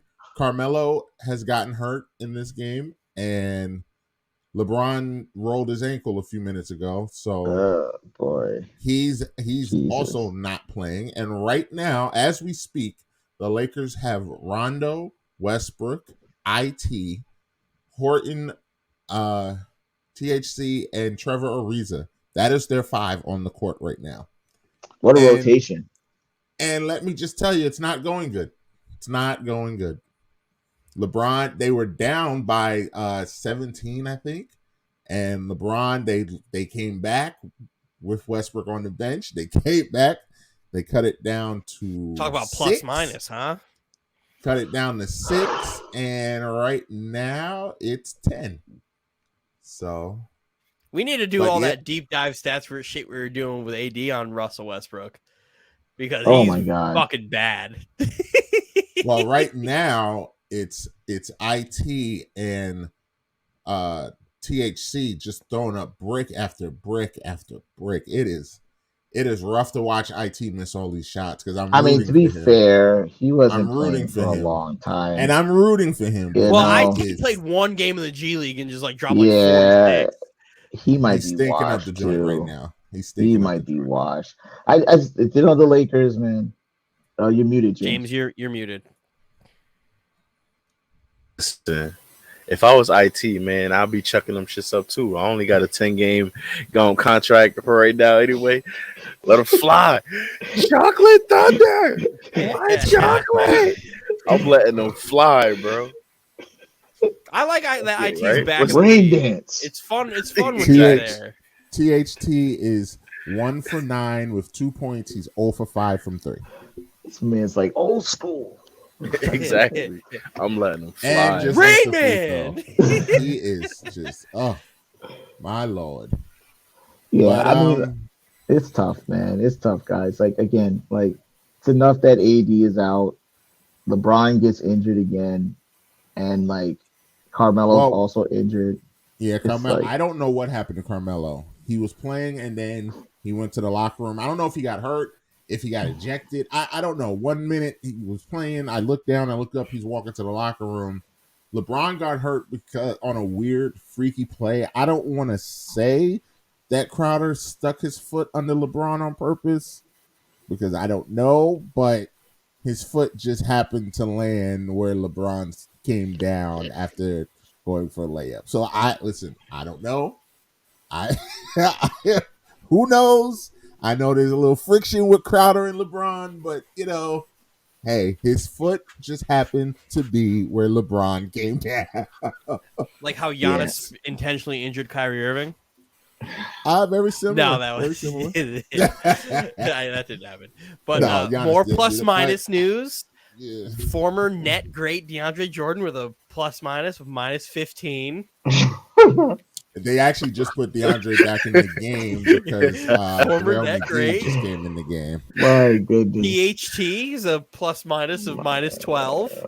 I knew that. Yeah. Rondo plus minus of horrible. minus 18. And Westbrook just turned the ball over. Yeah, that's all right. Westbrook is at a 0. Perfect.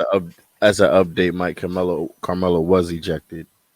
He was ejected. It looked like it was an ejection the way he was walking off. So there you go. That's good to hear at least. Carmelo could have did, but that's good to hear at least though. Like, yeah, he's ejected, but Isaiah Thomas is 1 for 10. Yeah, like I said, and he's still got a plus 3. Look at him. The Lakers are just.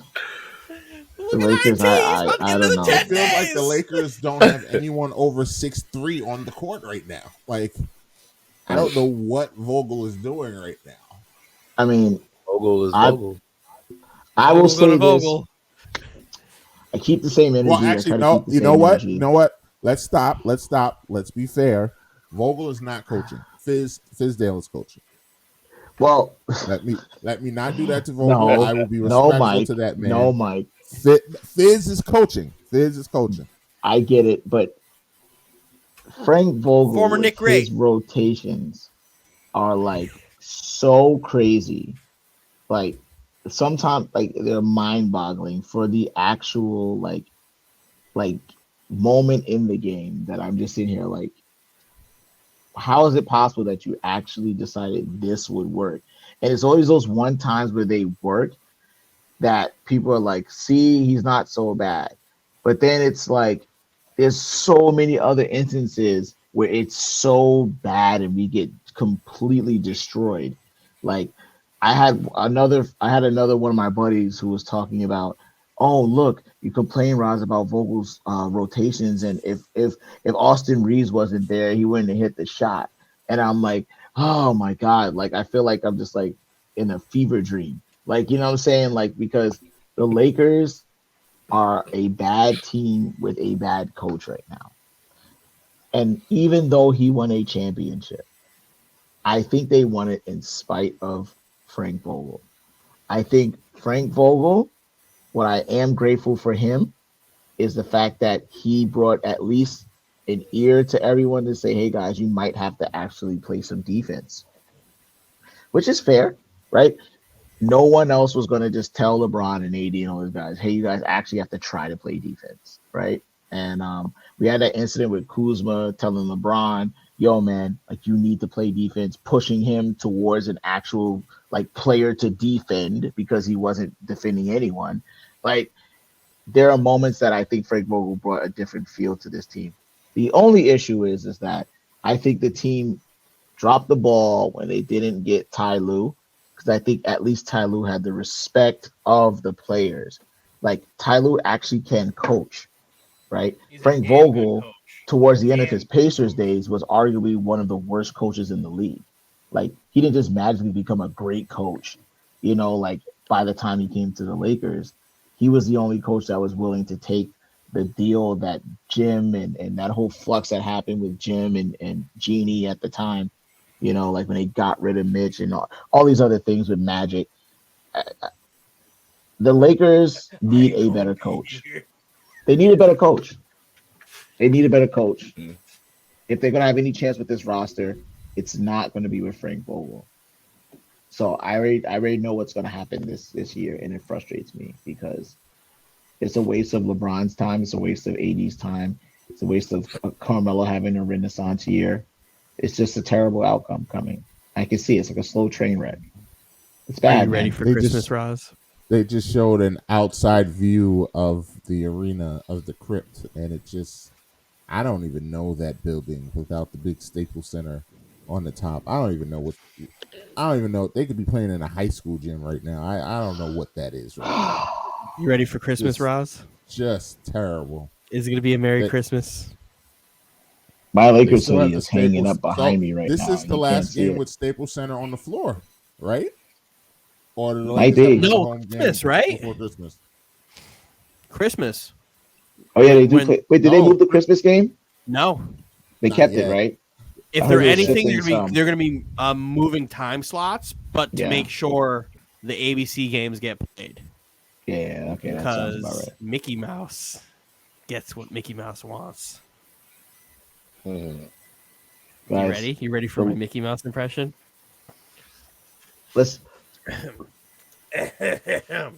Oh boy! I really can't wait for the NBA on Christmas this year. Thank you, Adam Silver. Gotta have Brooklyn and LA play at the crypt. Oh boy! Gotta get that money. Mark, That was mark actually this very down. good. Mark this down, ladies and gentlemen. This is the moment, episode 9, where our podcast jumped the shark. This is We did this it. is that moment right here. That is it. Merry Christmas, everybody. Can't wait for all of my team to come back from COVID protocols. It's gonna be wonderful. Lakers are terrible, man. Yeah, Can't but wait. you'll It's a never terrible team. you'll never see them play. You'll never see them play. Everybody else will get to enjoy them. You'll never see it I can't wait. unless Kyrie pays off the mayor and he changes the mandate. You'll never see it. Well, Yeah, and I don't understand how that works, right? Because when the playoffs come, when they really need him, he's just not going to play. hey, He's the not way gonna I play the see home it, That's games. crazy. it's That's kind. I don't know crazy. if I said this last week. I The think I point of did. home field advantage. I think Thanks I for said it that, last week, Mr. where I think just Mr. having Producer. him around in practice, because he's allowed to practice in Brooklyn and playing away games, knowing that he can't play in home games, having him around is kind of just like, maybe I'll just get the shot. That's your best chance of getting him back for home games as opposed to sitting his ass home. I'm gonna read So this for you guys. He ain't gonna do it, man. So the Brooklyn Nets, they put out a statement. As you guys can see, the following statement has been released by General Manager Sean Marks. After discussions with our coaches, players, and staff, the organization has decided to have Kyrie Irving rejoin the team for games and practices in which he is eligible to participate. We arrived at this decision with the full support of our players and after careful consideration of our current circumstances, including players missing games due to injuries and health and safety protocols. We believe that the addition of Kyrie will not only make us a better team, but allow us to be more optimally balanced in the physical demand on the entire roster. We look forward to Kyrie's return to the lineup as well as getting the entire roster back together on the floor. So here's how I see this, right? There's three things. There's the first thing where Durant is playing like 38 minutes a night, and you kind of can't keep doing that if you want him to be healthy throughout the season. So bringing Kyrie Irving back, especially for those away games, gives you more opportunities to sit Durant, to give him more rest, and then build continuity with the other guys with Kyrie while he doesn't play at home. Number two is literally everybody and their grandmother is on health and safety protocols. And we have former Nick Great, Langston Galloway on our fucking team. So, like, we're just signing all these guys, and we're playing four rookies on the court. Like, when we beat Toronto last week, Duke Jr., David Duke Jr., Sharp, Kessler Edwards, Cam Thomas. It's the first time Durant's ever played with four rookies at the same time on the court as him in his career. So, like, these are the lineups, and we still were winning games. We're 2-1 in the stretch where we have these rookies playing and Durant, right? And three, it's we realize we won't be able to win anything without Kyrie Irving. And that's, like, the end-all, be-all, where we need to start, like, getting him back into the fold to then, hopefully, whether he decides he's going to get the shot or not, or if New York decides to change their vaccine mandate the way that Boston just did, where Boston now is you need to be vaccinated to do anything, but there's an exemption for athletes. I think that's kind of what more they're banking on now that somebody has actually come out and changed what they're doing to create an athlete exemption. There's a lot of factors into it, but like it's all a net positive for the Nets organization to get your guy that you're paying a ton of money to back to play basketball while also giving the best player in the world rest. I'm just gonna go ahead. I try to be quick about this as possible. I think the Nets are taking what they consider to be a calculated risk. I personally don't understand it because I think any positive that you gain from playing Kyrie Irving this season and the manner in which they're going to play him not only puts the team in the future in a place that they don't want to be, but let's say, for instance, from a pure basketball standpoint, they're playing these guys. He's Kyrie Irving. This is great. This is happening. I'm a firm believer in chemistry of a team. I'm a firm believer in rotations in basketball. You set up a rotation, and let's say that the Nets are just humming and they're doing everything great. If nothing changes on the end to where you're playing all these games to get home field advantage, and you get home field advantage, and he's not playing, and New York doesn't budge, right? And New York stays stat quo. Now you're removing him, the chemistry that they built, the amount of minutes spread out that they built, and those rookies that could have played more time, that could have gotten more experience playing with themselves and not Kyrie Irving. Now are saying to themselves, well, dang, we've been practicing and running these things all throughout the year without Kyrie.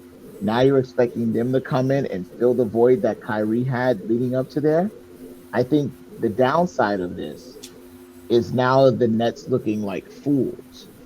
Because then it becomes, okay, you just wanted him to play because you don't want to pay someone to sit at their house. And I get that, right? But as far as from a pure basketball standpoint, you want him to play in as many games as possible. Away and specifically home, you're playing Kevin Durant 40 minutes a game, 30 minutes a game, like Dylan is saying right now, because they need to have home court advantage in the playoffs, right? If you didn't care about it, you wouldn't play him that much. You would manage him, you would do the load balancing. And now you get it. And now you're like, we're not even going to have the player that got us here with them. And we're going to go back to the guys that were playing in the first 25 games. That's pointless to me. At the end of the day, I think they're all silly. assumptions. We don't know what is actually going to happen down Of course, the road. of course. Because Kyrie is a weirdo and Yeah. is going to do whatever's best for him, good for him. But, like, again, I think this is a situation where it's, let's just have him around. The more he's around and the more he knows that he cannot play at home, but he's still playing away games and practicing, maybe he's going to be like, all right, fine, I'll do it. Yeah, and I agree. I think it's a risk, like I mentioned. It's worth it. It's worth definitely it's a calculated risk to them. I just feel like you mentioned, we don't know what's going to happen in the future, but just by going by what's happening right now and what we know Kyrie Irving has a very strong conviction of how he feels about that. And as far as I know, that's not going to change. We know New York City specifically, has a hardline stance on that as far as we know, it's not going to change. And if everything stays the same, for me, I think it's pointless. I think it just boils down at that point to, we don't want a guy to get paid and he's sitting at home. And I think if you went this route with him, I think you should just keep it, man, because you allow the players to grow better and more without him being there, because they get a chance to put themselves and thrust themselves in these positions. But I mean, if he's not going to play, he's not going to play. Yeah, but then we have our window, right? You can't let your window close on a what if.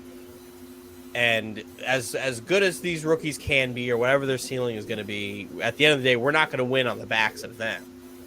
You'd be winning on the backs of James, Kevin, and Kyrie. And you have to go through and fulfill this window, or else you're going to be a what if. And we've already missed these 20-something games. Kyrie would have missed 20 games anyway, doing whatever he's doing. That's how I see it. That's how I spin things positively, because the only team I'm optimistic about is the Nets, and everybody else I'm pessimistic about. That's my positive spin on it.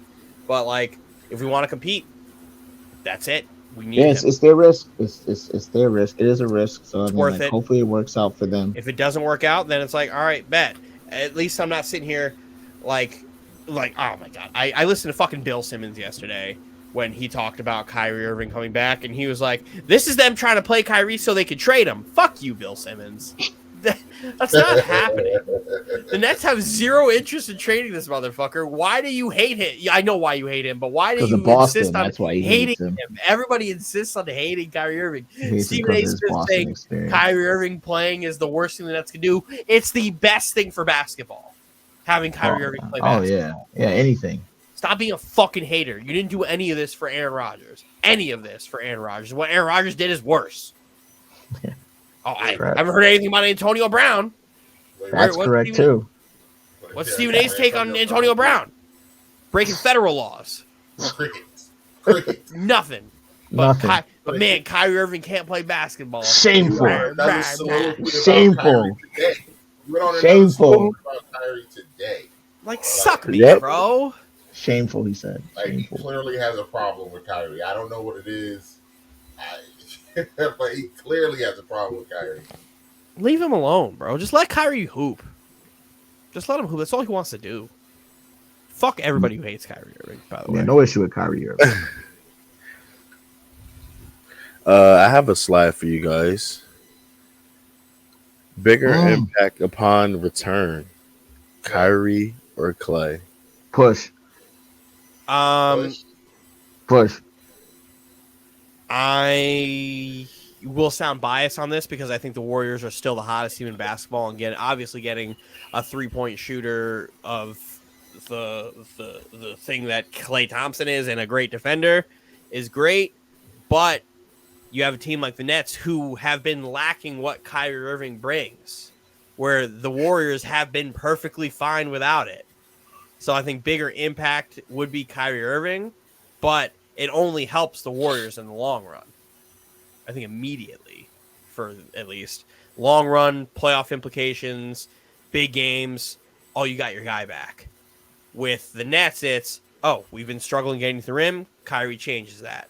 Kyrie gets to bring in his 24, and then James gets to take a step back scoring wise and continue to facilitate. I think it just brings everything back full circle, more like faster than it would with Klay.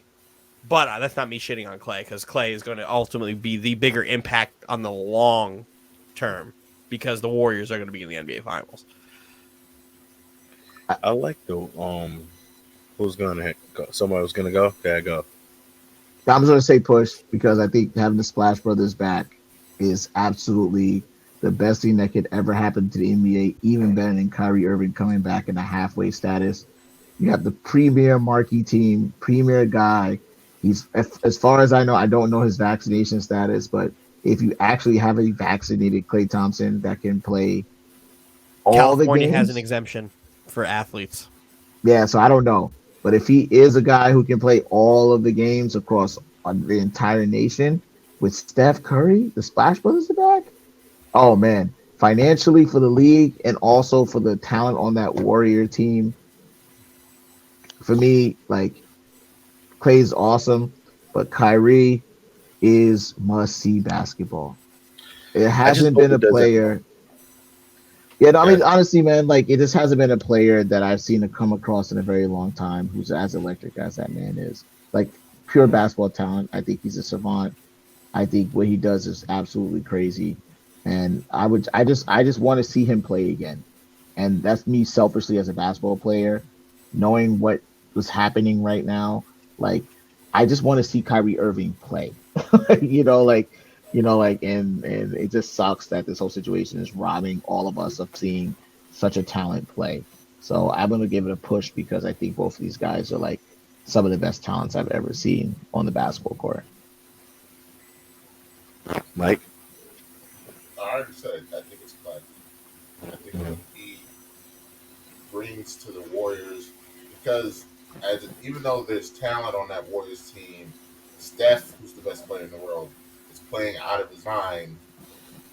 They're kind of playing over their head right now, just a little bit.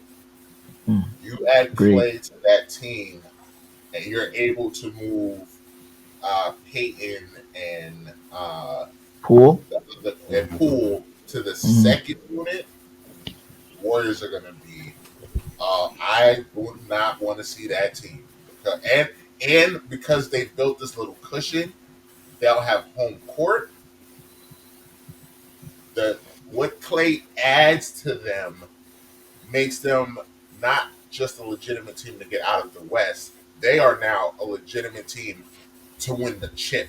Like Brooklyn, no Brooklyn, Milwaukee, Golden State. If Clay is 80% of what he was, Golden State's a problem. It sounds like Kyrie you're has to be 100% of what he was, and James Harden has to remember how to play again for Brooklyn to be title contenders. Because, like I said last week, this Brooklyn team right now is not getting out of the East.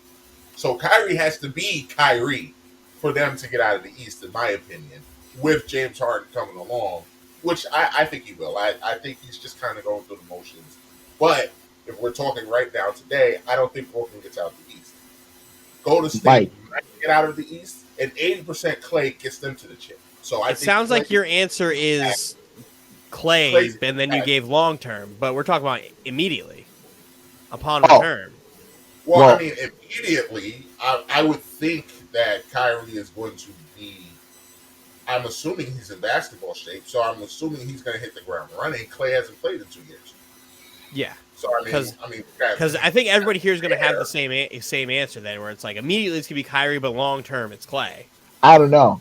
I'd say a push because now come like I still think it's a push because you're having something that I mean like I haven't seen, which is also very scary, is a legitimately athletic, crazy good center. You have Wiseman, Green, Wiggins, Clay, and Steph as a starting five. Can't find a better starting five than that. Potential, skill, passing, scoring, defense, switching. Can't find a better five than that. The only thing I'll Wiseman can say, bring the ball up himself. your weak part in that lineup is Wiseman, Yes. and Wiseman's IQ is still questionable to me from what I saw last year. But again, we haven't seen him since, and I would like to think after playing with some of the best talent in the world that has Consistently. changed. But Consistently too. all I know is what I saw, and if Wiseman plays like he did IQ wise, he'll be a quick swap out, real quick swap out for the guys that have been playing. He's a Yep. young dude, man. He's a young. He's dude. got a lot of talent, but his he's so IQ talented. isn't all the way there. He's so talented. He's so young. He's so athletically gifted. I just think that you have him playing with those four guys with Draymond breathing down his back to pick it up.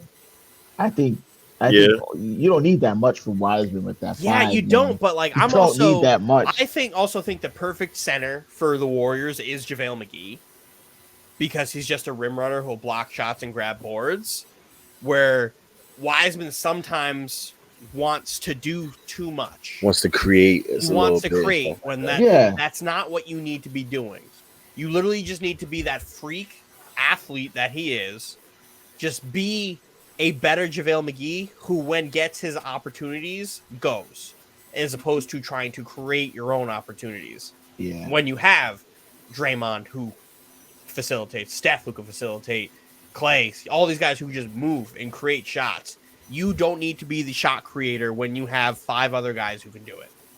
But you just have those five guys running the floor in the fast break, and that's absolutely It's horrifying. Fuel. That's nightmare fuel. And if he's just like, hey, I'm just gonna go watch fucking Tyson Chandler tape, Run and the just pick and beat roll. Tyson Chandler, bam, they're the scariest team. But we'll have to see how he changed, how he developed. Not even changes how he developed. Jeez, I totally forgot about that until I just said that too. All I know is it's about to be scary season in Golden State. Oh my goodness gracious, man! Scary season is coming. It's luck. Yeah. It's like remind me when Peyton Fun Manning fact: got injured. Kevin Durant is currently leading everybody who's like doing polls for MVPs. And he right should. now. And he should be. And he should be. Very much so deserved. Because not even just you could have you say Steph is, but Durant is also like playing defense this year. Stephen Curry. We don't care about Caesar's Sportsbook. We don't care about them. We don't care what they say. Caesar's Sportsbook. I'll care about the athletic.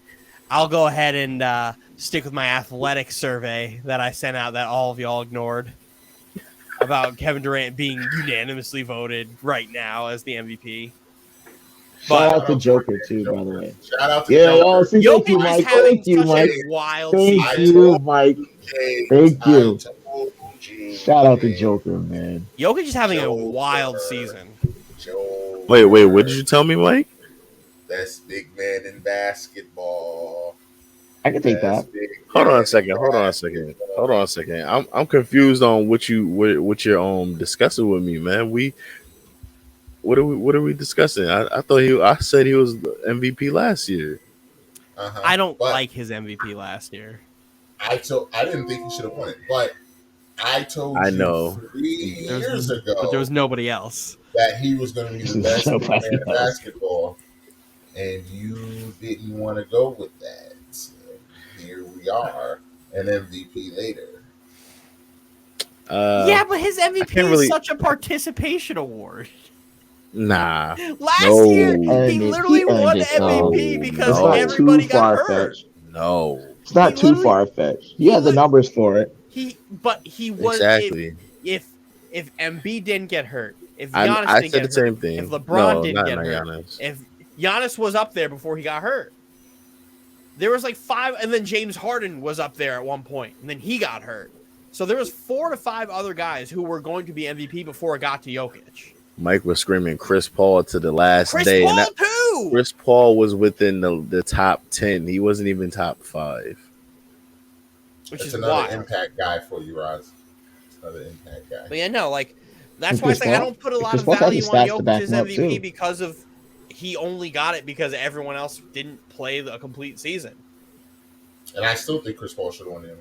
And I don't know, man. I I still feel put like a ton of respect on him nah, for being a great player, but that MVP is like kind of it's literally the participation award MVP. Listen, I mean, it should have been man. if we're talking come about on, guys. if we talking about shoulda, love coulda, Jokic. wouldas, if we talking about shoulda, coulda, wouldas, it should have definitely been Embiid, but he got injured. He got injured. but And you know because who he got didn't get injured, Chris Paul. he wasn't within that ranking, bro. He wasn't within it. He was not. Listen, And then you had Steph too. Steph, when he turned on the burners at the end of the season, he made himself an argument.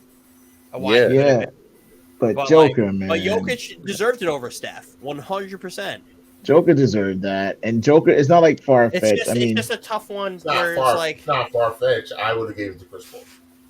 like, when's the last time we seen a center basically average almost a triple double? That's crazy. That's what I mean. Like Joker. That's absolutely insane. I isn't can't Jokic remember. about Like, to on pace to break some fucking crazy PER record if he yeah, keeps on it's the some season he's having craziness. right now.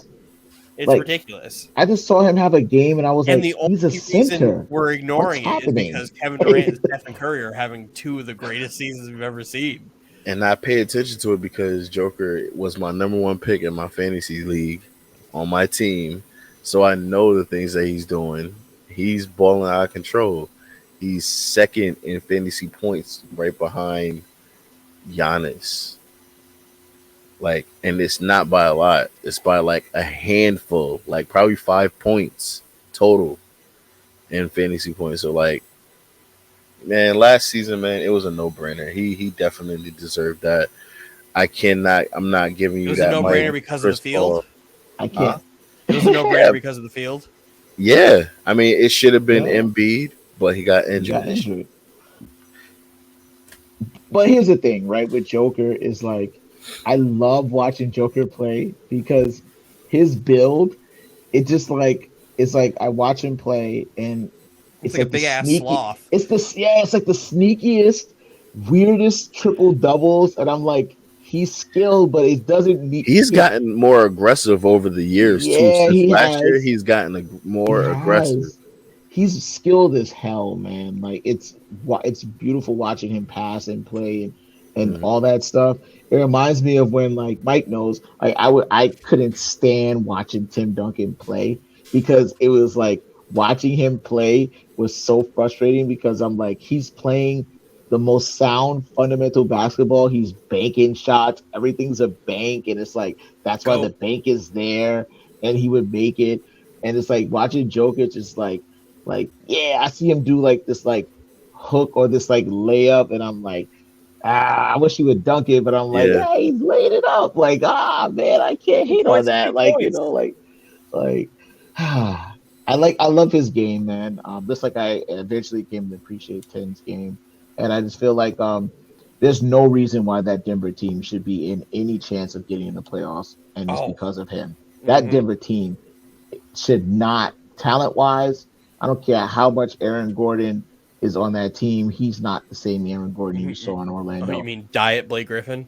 Diet Blake Griffin. That team has no reason to even remotely be without Jamal Murray to be in any type of playoff talking, and it's because of Jokic. And if he wins it again, it would make sense, man.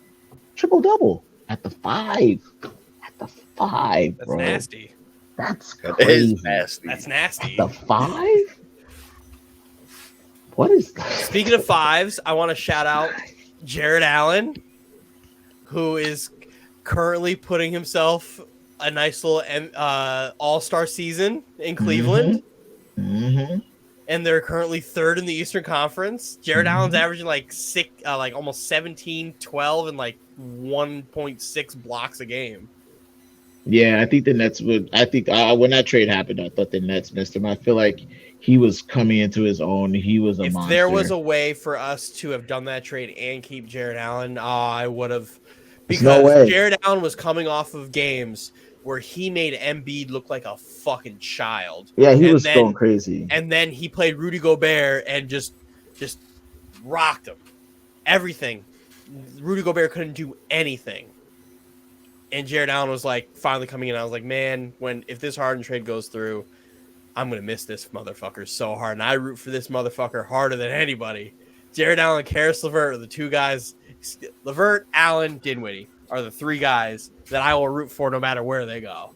Yeah, You know? I feel the same way about Bi, man. When they traded Bi, I was like, oh god, because he was like averaging like 19, 20 before he left, and I was like, he's the guy that's going to be the person that I wish stayed, right? Lonzo was like, yeah, he could get it, and I'm happy for Lonzo that he's playing much better. But Bi was the one that I was like literally losing my mind and like, just give Kuzma, just give Kuzma, just give Kuzma, and he went, and Bi is just a smooth 20, 22, 23, 23 points a game, like just smooth, like the smoothest 22 points. If you watch him play, it's just like his shot is it's just smooth. It's butter, man. The Lakers I had to deal with a dearly bunch miss of him. motherfuckers who didn't watch Nets basketball tell me that Mitchell Robinson was better than Jared Allen for Never. like 4 years. Never. No And universe. then I was like, where are you getting this? You're not watching Nets games. That's why you're saying this. No universe. There's no universe that's true. None. No universe is that true. It never was true. Never. The fro Never. was always real. Speaking of the You know it, Knicks, James. good win, man. Good win on the Knicks. Good win. You guys won one game in a week. You know that? We could talk about Steph if you guys want to talk about him. Yeah, we just talk about Steph. Oh well, that kind of leads into the Knicks too, because we had Spike Lee taking pictures of Steph Curry like it was his daughter on prom night in the middle of the floor of the Garden. It was a the great record. The record. There was some Knick fan that I saw on Twitter that was like, Spike Lee, you make me fucking sick. Knick fans were cheering for Steph Curry in his record. They cared more about the record than the game. What does this come to? What does fan base come to? Tim's fired. Dolan sell the team. I was like, yeah, be mad. Be mad. And that Knicks fan is an idiot.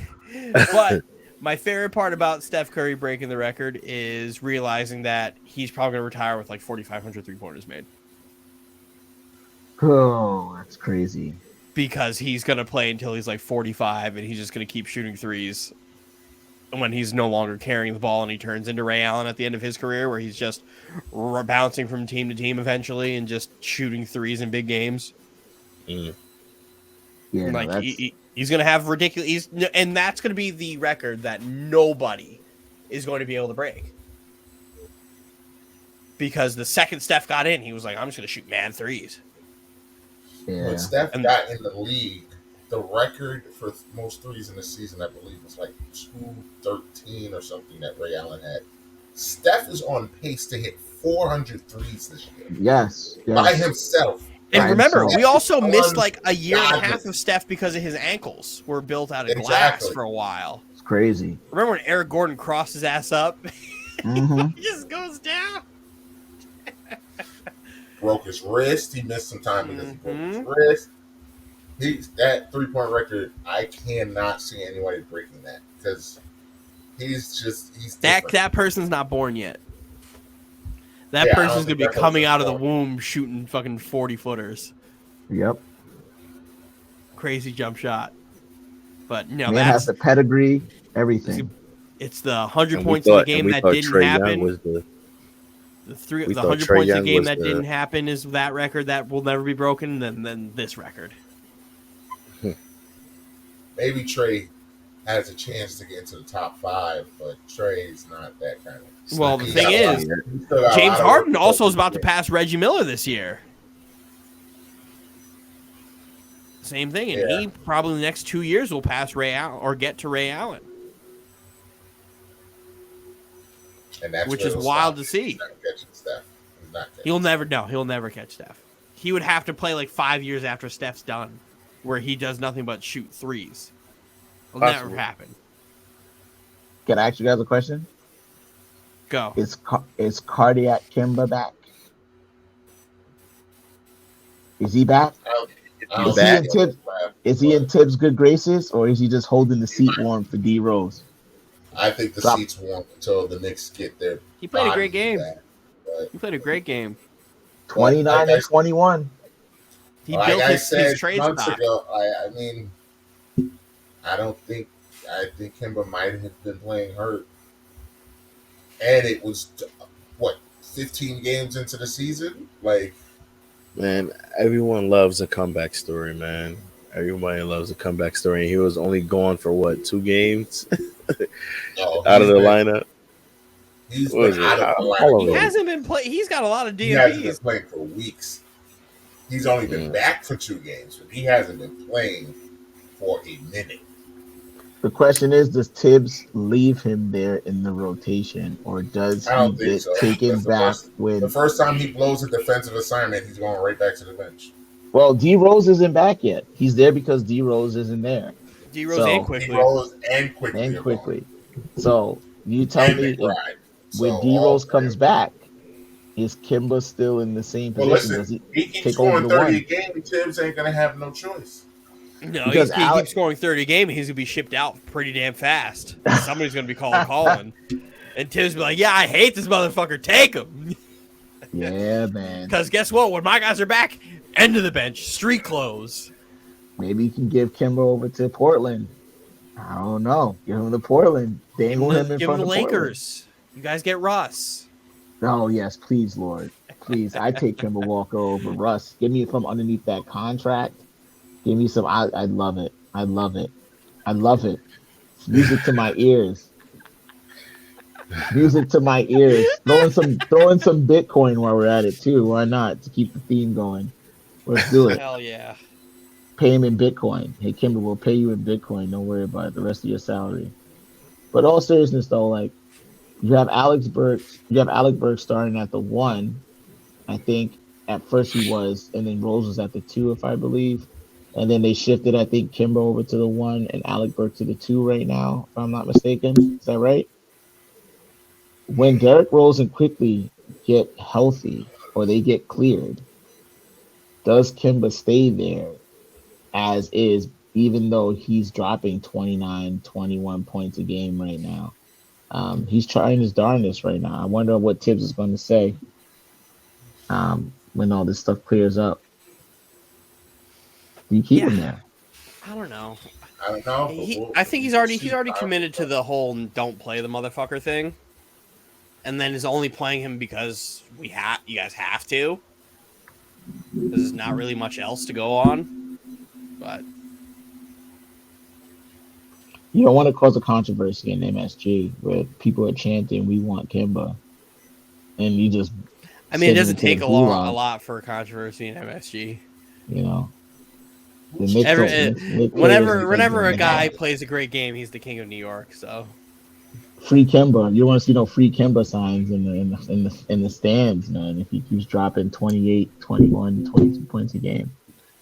You guys do realize you guys are not talking to Anthony. You're talking to James and Mike, right? you do realize that y'all are the hive mind, and whatever Anthony says, y'all say. No. We've established this already that's not correct. Don't matter. My mind sees it one way, and that's the way it's gonna stay. Y'all are a collective. Y'all root for the same team, so y'all think the same, act the same, all that goodness. So is it Anthony who hates Julius Randle now? Is that what's happening? It's James. I feel like he just turned. Oh, James turned on Julius Randle. Somebody turned on him. I didn't There's turn. no turn. He's hated him. He did. James did try to tell me that Julius Randle could use his right hand, though, and I'll never forget. I've been telling you guys he uses his right hand. I called him Captain Hook. I'll never forget that one. You're like, he can use his right hand. I'm like, no, he can't. He can. He No, he can't. can't. If he all does, he I did in refuses the Knicks to. Nets game was point out every time he went right what happened. I don't know what that's about, man. All right, I've seen him lay up with his right. wide open by himself. in a in a park in New York. Not an NBA game. Terrible. Oh, Run it, Mike. All right, guys. Let's. This is our holiday episode, so before we're gonna have some fun. We're gonna slow it down, have some fun with these last two segments. Dylan, hold on. We're going to first go into our favorite holiday movies. James, you need to clip out this segment. First. I'll go first because I think me and Dylan and Mike might have touched on this briefly on the first pilot episode of this podcast, where I said that I asked the question: is Die Hard a Christmas movie or an action movie? Both. And it is both. It is both. But my Both, favorite man. is definitely Die Hard. That's my favorite holiday movie. I don't know if I've ever told you this, but I finally saw Die Hard for the first time a couple years ago. It was like some random night in December. I went to my mom's house and my stepdad was playing on the TV, and me and Janice are there, and we're just sitting there. We're just watching the movie. We're like, "Oh my god, wow, cool!" And then we get to the car after where we're about to leave. And we just look at each other like, "Die Hard was really fucking good, right? Like that was a really fucking good movie." It's like, oh, that shit's great. And I was like, this is the best Christmas movie I've ever seen. Now it's like when I go on Christmas Eve, I go to my mom's house to help her cook for Christmas Day. I'm just gonna put fucking Die Hard on and we're just gonna cook. It's gonna be great. Yippee-ki-yay, motherfucker. Ho. My man. Love that movie. All right, who's But next? That's my pick. Whoever.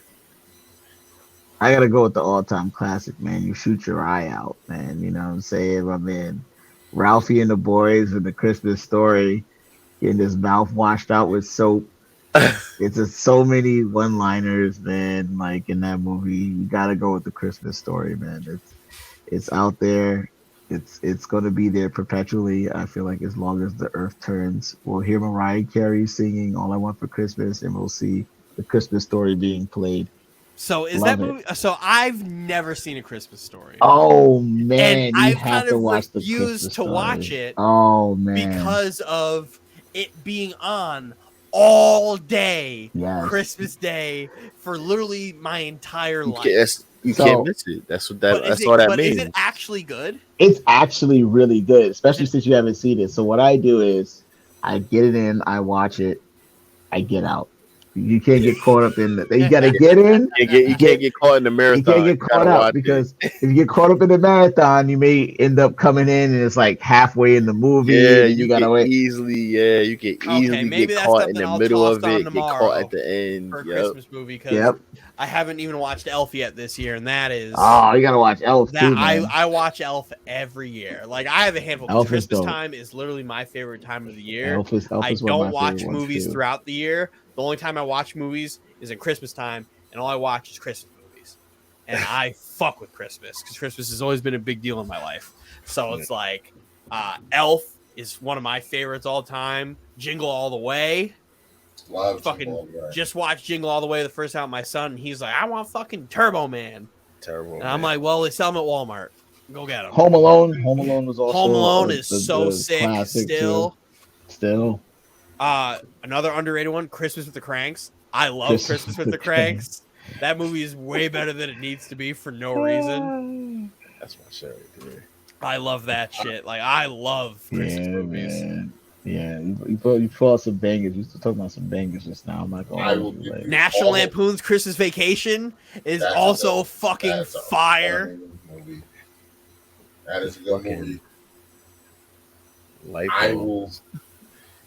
Adam Sandler's 8 Crazy Nights. Is that a Christmas movie? That's a technical foul. I don't think that's a Christmas movie. Oh, it is a holiday movie. He put holiday. That's a Jew movie. You can't. Jews don't celebrate Christmas. That movie is. It's fantastic. Fun. It's fantastic, but it's a Hanukkah movie. That's fine. I don't. Yeah, I realized it was not Christmas movies. Tis the season, Dylan. Tis the season. I don't judge Hanukkah. That is a good holiday movie. That's a fantastic movie. Yes. God, I love this time of the year, man.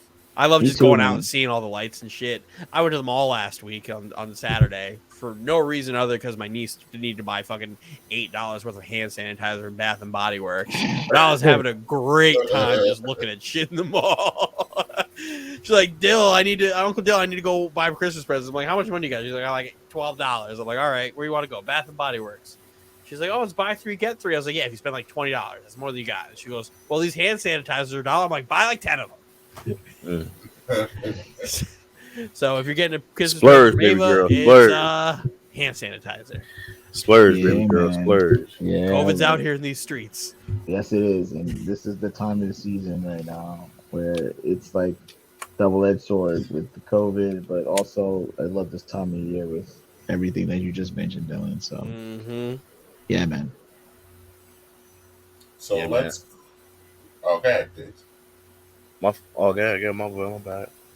I was going to say, speaking of that, another great thing to do during the holidays is to get together. And three of us here were able to get together on Saturday. Oh, I wasn't invited. Y'all are some scumbags. You were in mind. You were in mind. Y'all are some fucking scumbags. How could you? All of you. All three y'all. Fuck y'all. Yeah. I'm talking to you.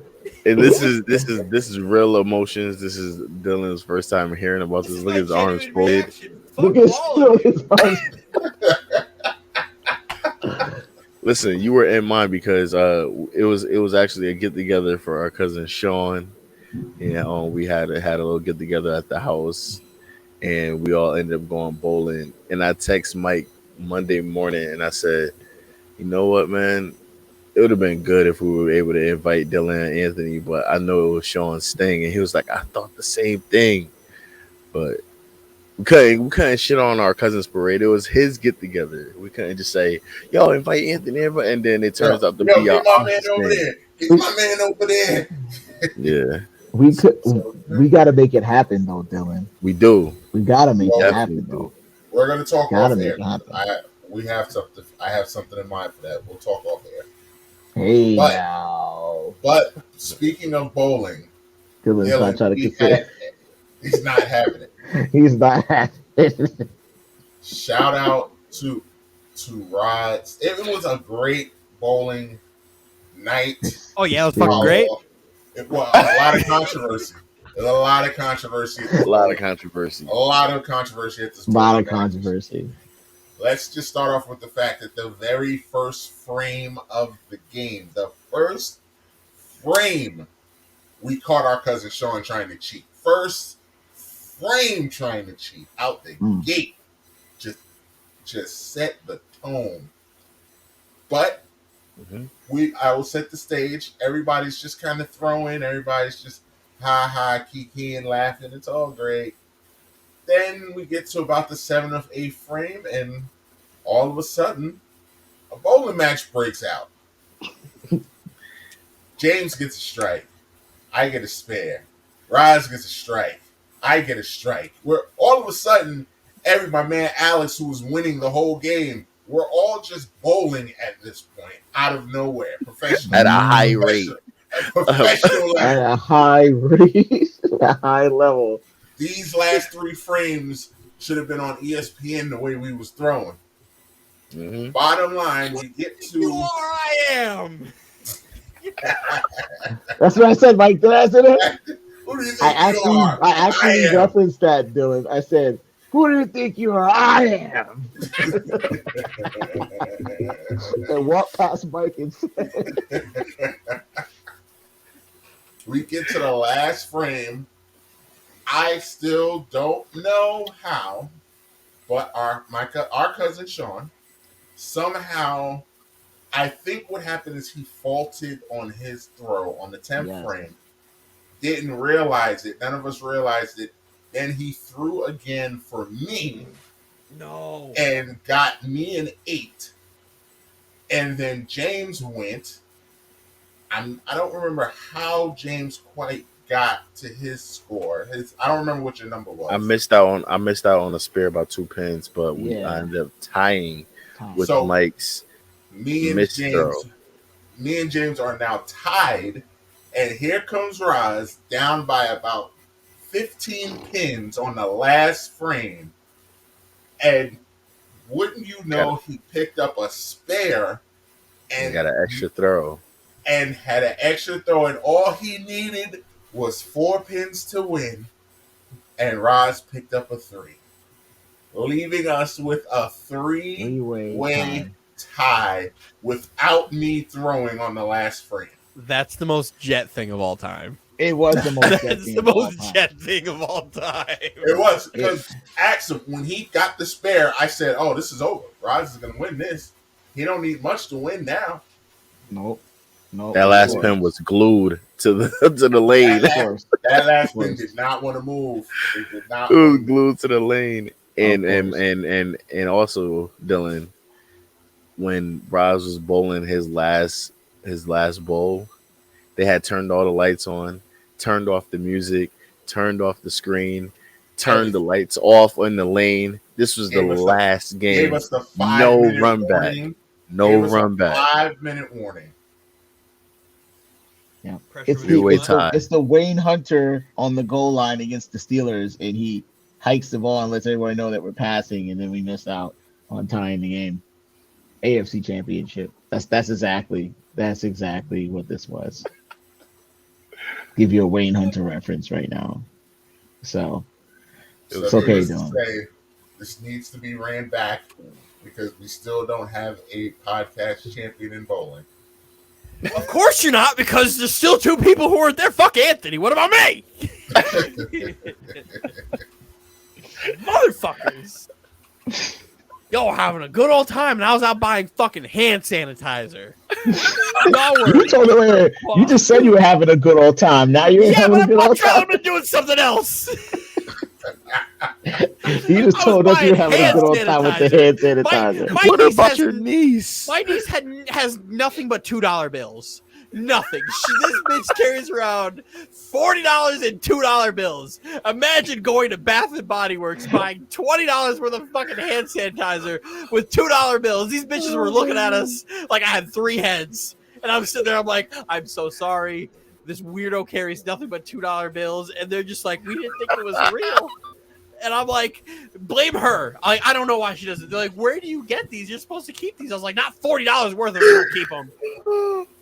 And they're like, where'd you get them? I was like, her dad went to the bank to request all these money in $2 bills. Oh my God. I work at a goddamn bank. Nobody wants $2 bills. But yet, y'all were out having a good ass time, and I'm over here explaining why this bitch can't buy $20 worth of hand sanitizer and $2 bills. But y'all were having a great time. Appreciate it. And there'd be whoever won would have had an asterisk next to it. Asterisk. Because I wasn't there to compete. I still don't think I lost because I never got to throw. Well, technically, none of y'all lost. Y'all are 0-1. All 3 y'all. All 3 y'all are 0-1. Yep, it's true. We gotta make it happen, though. We gotta make it happen. I'm irrationally mad. We have to make it happen. I'm over here. I work in the fucking ghetto. I deal with crackheads. And then y'all are over here bowling. Oh my God. Bowling. No, Dylan, you cannot do this and then lose to Anthony in bowling. Well, no, I'm not sitting here saying I'm going to win anything. I want to compete. But Anthony, I better not lose to anything against Anthony. That's what anything. If I lose to anything against Anthony, my credibility is gone. I can't. That would be the end of my personal brand. If I lose to that motherfucker. If I lose to Anthony in anything, I've spent the majority of my relationship with Anthony beating his ass and things. If I can't do it on bowling, he looks like a motherfucker who can't even fucking walk on there with the shoes. He looks like he's gonna slip. He's gonna get out there. He's like, I don't even do this. My fingers are too big, guys. Oh my God. So I will point out, as we are going to switch topics, that we are here now at episode 9. And because he's not here, we will go on to another week where Anthony has yet to get a trivia question right. We're going to keep it going. And guess what? He wasn't going to get none of these right either. Play the music. I don't think tonight was the night, but play the music. Tonight was definitely not the night because we got NBA Christmas trivia. So, hell yeah. Bam. There he is. Look at that guy right there.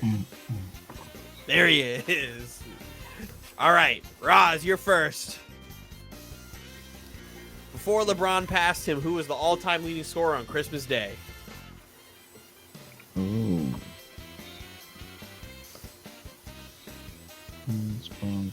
Day.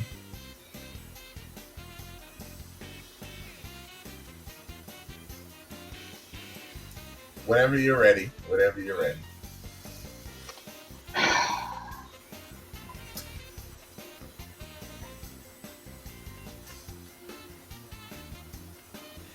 I'm gonna go with Kobe. I'm just gonna go with Kobe. You are correct. Oh! Kobe Bean Bryant. Took you long enough. Anthony wouldn't have gotten that. Took you long enough. It was a layup. I was like, My man Bean. clearly why he asked Roz that. My man Bean. Actually, no. I would have asked whoever was first there. Bean. My You man said Bean. Roz. What NBA team, Michael? What NBA team has played the most games on Christmas Day?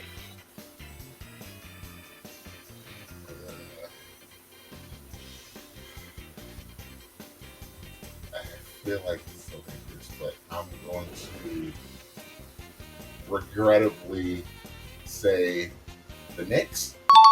Correct. Yeah. All right. I knew that though. Talk right, about James. layups. I knew that. I'm sorry. This one's where it starts to take a little turn for some difficulty. I apologize. Bring it. What player holds the NBA record for block shots on Christmas Day?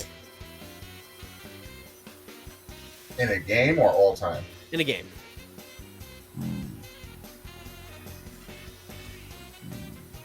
James is not happy.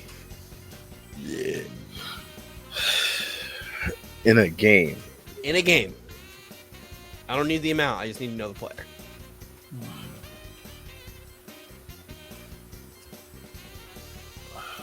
I'll give you a little bit more time. Anytime.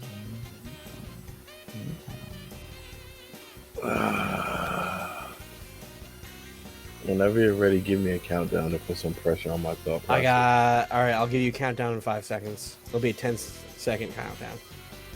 9, 8, 7, 6, 5, 4, 3, 2, 1. I need an answer. Mutombo. Roz. I'll take a guess. I'm gonna say Dwight. Mike. Tyson Chandler? Current Laker great DeAndre Jordan. DeAndre was my ultimate. With 8 blocks. Wow. In a game. Wow. Okay. Should have went with Alright. my gut. Roz. What NBA player holds the record for most steals on Christmas Day?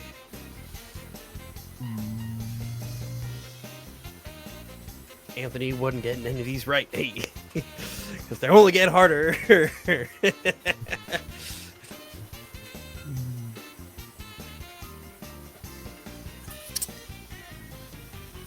this is hard. I'm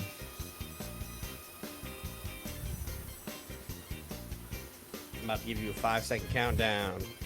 In To Chris Paul. 5. No. Michael.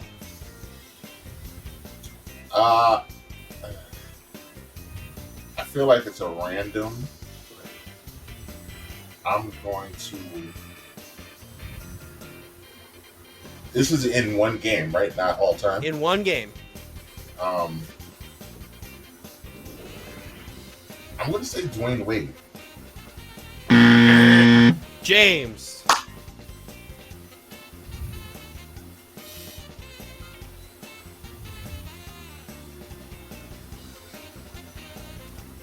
What was Rod's answer?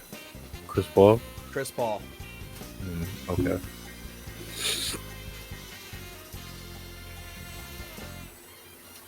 Anthony, you wouldn't have known this one either. He's probably, no, I know it. I know it. You just didn't ask me. Fuck you.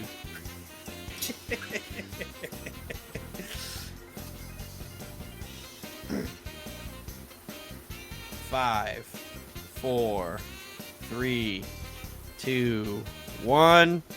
Jason Kidd. Current net great and famously unvaccinated man Kyrie Irving with 7. Wow. Oh wow, I wouldn't have guessed Kyrie. Wow. That's a good one. I wouldn't have guessed Kyrie. Wow. Michael, what NBA team currently has the lowest win percentage on Christmas Day?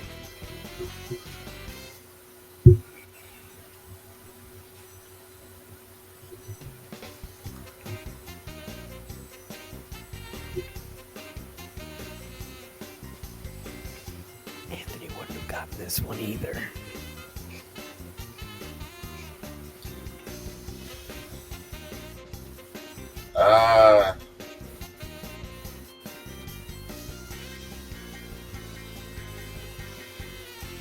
Philly? Nope. James.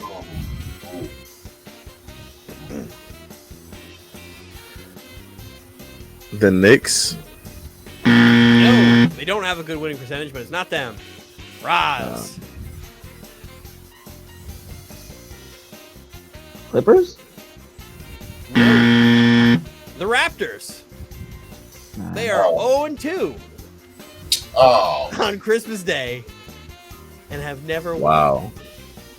who do you have in front of you? Who's second? Wizards. It was who the fuck was it? It was another like bad team. It wasn't a good team. The Wizards, right? I think so. I don't remember. It was another team that had like a win percentage of like .117. All right, James. Last question. This determines whether you tie or these guys tie, or you get another full tie of 3. What team has the highest win percentage on Christmas?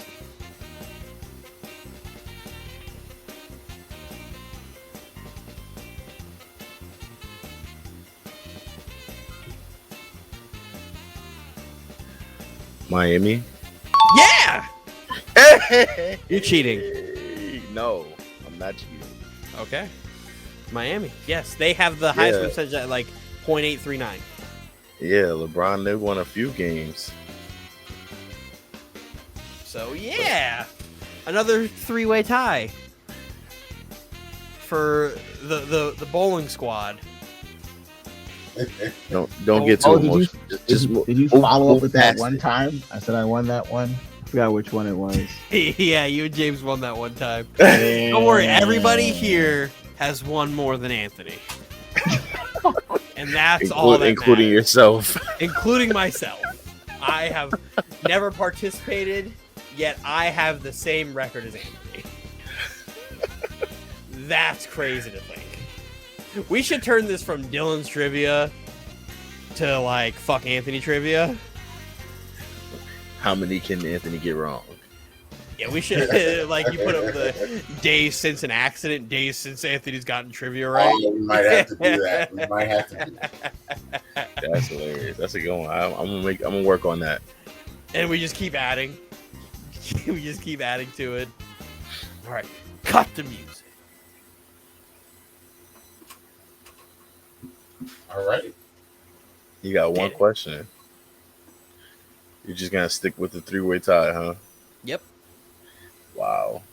You know, finding trivia questions just for Christmas Day, not exactly Not- easy.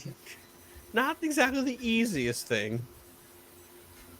I feel like. you And could fun think of fact, those something questions random. also aren't easy. I think you could think of one right now. You can't think of one extra one. Not that I know the answer to off the top of my head, to be honest. We got the computer. We don't have to look. Yeah, but that takes up time. All right. How many points did Jason Tatum scoring against the Nets last year on Christmas Day? This is another concern. Exactly. It was like 14. He sucked. Mm. Just like every time he plays Kevin Durant. Sucks. At the 50 piece. That's the only game he played well. Every other game he just gets gobbled up and swallowed up. Pause. One of my Celtics friends was like, yo, Jason Tatum's so good when he's not playing like good players. He's like, he feasts on all these bad teams and he plays any team that has a superstar and he disappears. He was killing us. I know that. There's one game I saw him just go completely off. Besides that 50 piece, I've never seen Jason Tatum play the Nets good. And that's tough. The Nets with Kevin Durant good. Sorry. Because he used to whoop up on our asses before Kevin Durant got here. Then we called Big Brother. Come on in, he's fucking with us. Beat his ass down real quick. Fuck you, Boston fans. Run it, Mike.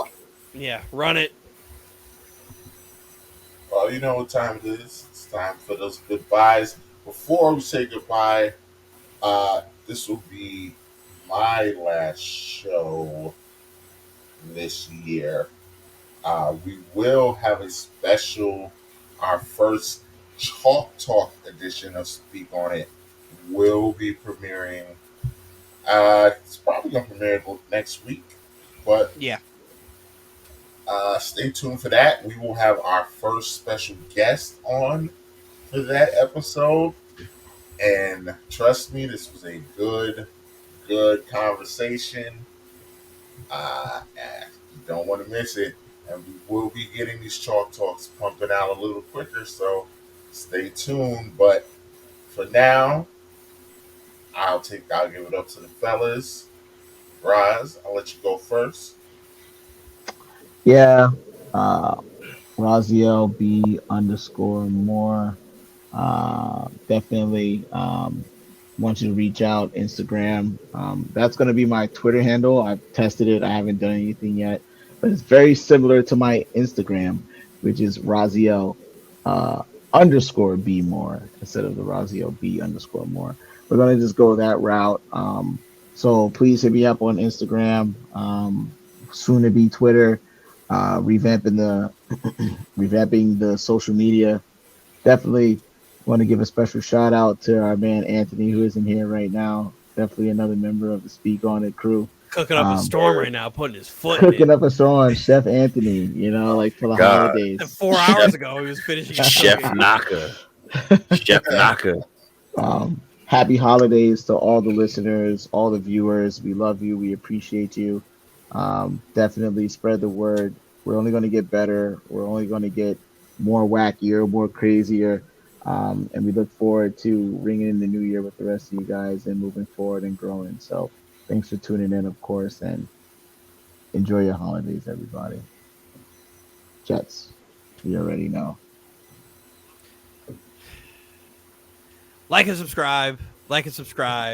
Comment, rate on all podcast platforms that you enjoy us all on. I appreciate all of you. Happy holidays. Merry Christmas. Happy Chrysler. Merry Chrysler. Yes. Like, comment, subscribe. Again, leave us some letters. Leave us some notes. Leave us some comments that you would like us to read during shows, after shows, during Chalk Talks, and create some conversation amongst yourselves like we do here. Appreciate all of you. Rest in peace to a good friend of mine, Carlos Gore. Very great dude. Yes, sir. Very popular barber throughout. Wherever he's done, he's touched a soul, touched a person wherever he's been. Very deep loss for us here in West Haven. Very important to the community, and much love and respect to you and your family, my brother. Yes. Also, RIP to Jules as well. Yep. You will be forever missed. Yeah, it's been a rough week for West Haven and Connecticut in general. But like and subscribe. Follow me on Twitter at Breezy5X. Follow me on IG. That's at Breezy __ BILLZ. Shout out to that Triple B's chat. Got the fellas coming up here.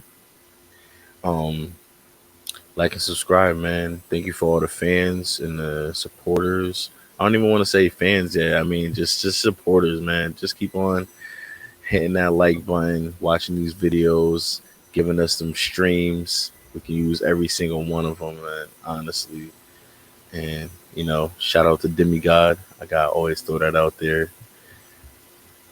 Happy holidays, man. Yo, Mike, enjoy your time, brother. Enjoy your time. For real, you deserve it. Mhm. Appreciate it. Just want to echo what Dylan and James spoke on.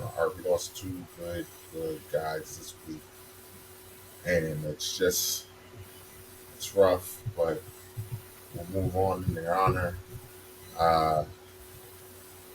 Follow me on the socials. Oh, before I get to the socials, gotta shout out. Follow us on all the streaming platforms: Anchor, Apple Podcasts, Google Podcasts, Spotify, YouTube, wherever you find us. We appreciate you, and keep looking out. I spoke about the Chalk Talks coming. 2022 is going to be our year. Stay tuned. We'll have more details, but we will be doing a live episode soon where you can interact with us live. So we'll have details on that in the new year. Talk shit to me in the chat. We'll have more details on that. Like I said, you'll see the Chalk Talks. The Chalk Talks are for everybody to come on and chop it up with us on specific topics. If you like what you heard in the first 35, 40 minutes, stay tuned for Chalk Talk because it's going to be more of that. Follow me on the socials. IAM_MBJ on all the socials. Follow the Speak On It Instagram page. Yeah. Because we're on there. We see everything on there. So follow us on there. And happy holidays to everyone. I will be back in 2022. And that's it. I'm good. Shout out Roz, man. That was a good argument. Hey, We're man. just like, do we just do? What are we gonna start? I'm just like, just record and we'll intro later. We'll intro later. Just a bunch of sports guys doing what they do, what they like to do. What can I say? Risky With guy. that, Happy New Year and have a good one. Be well, everyone. See you soon.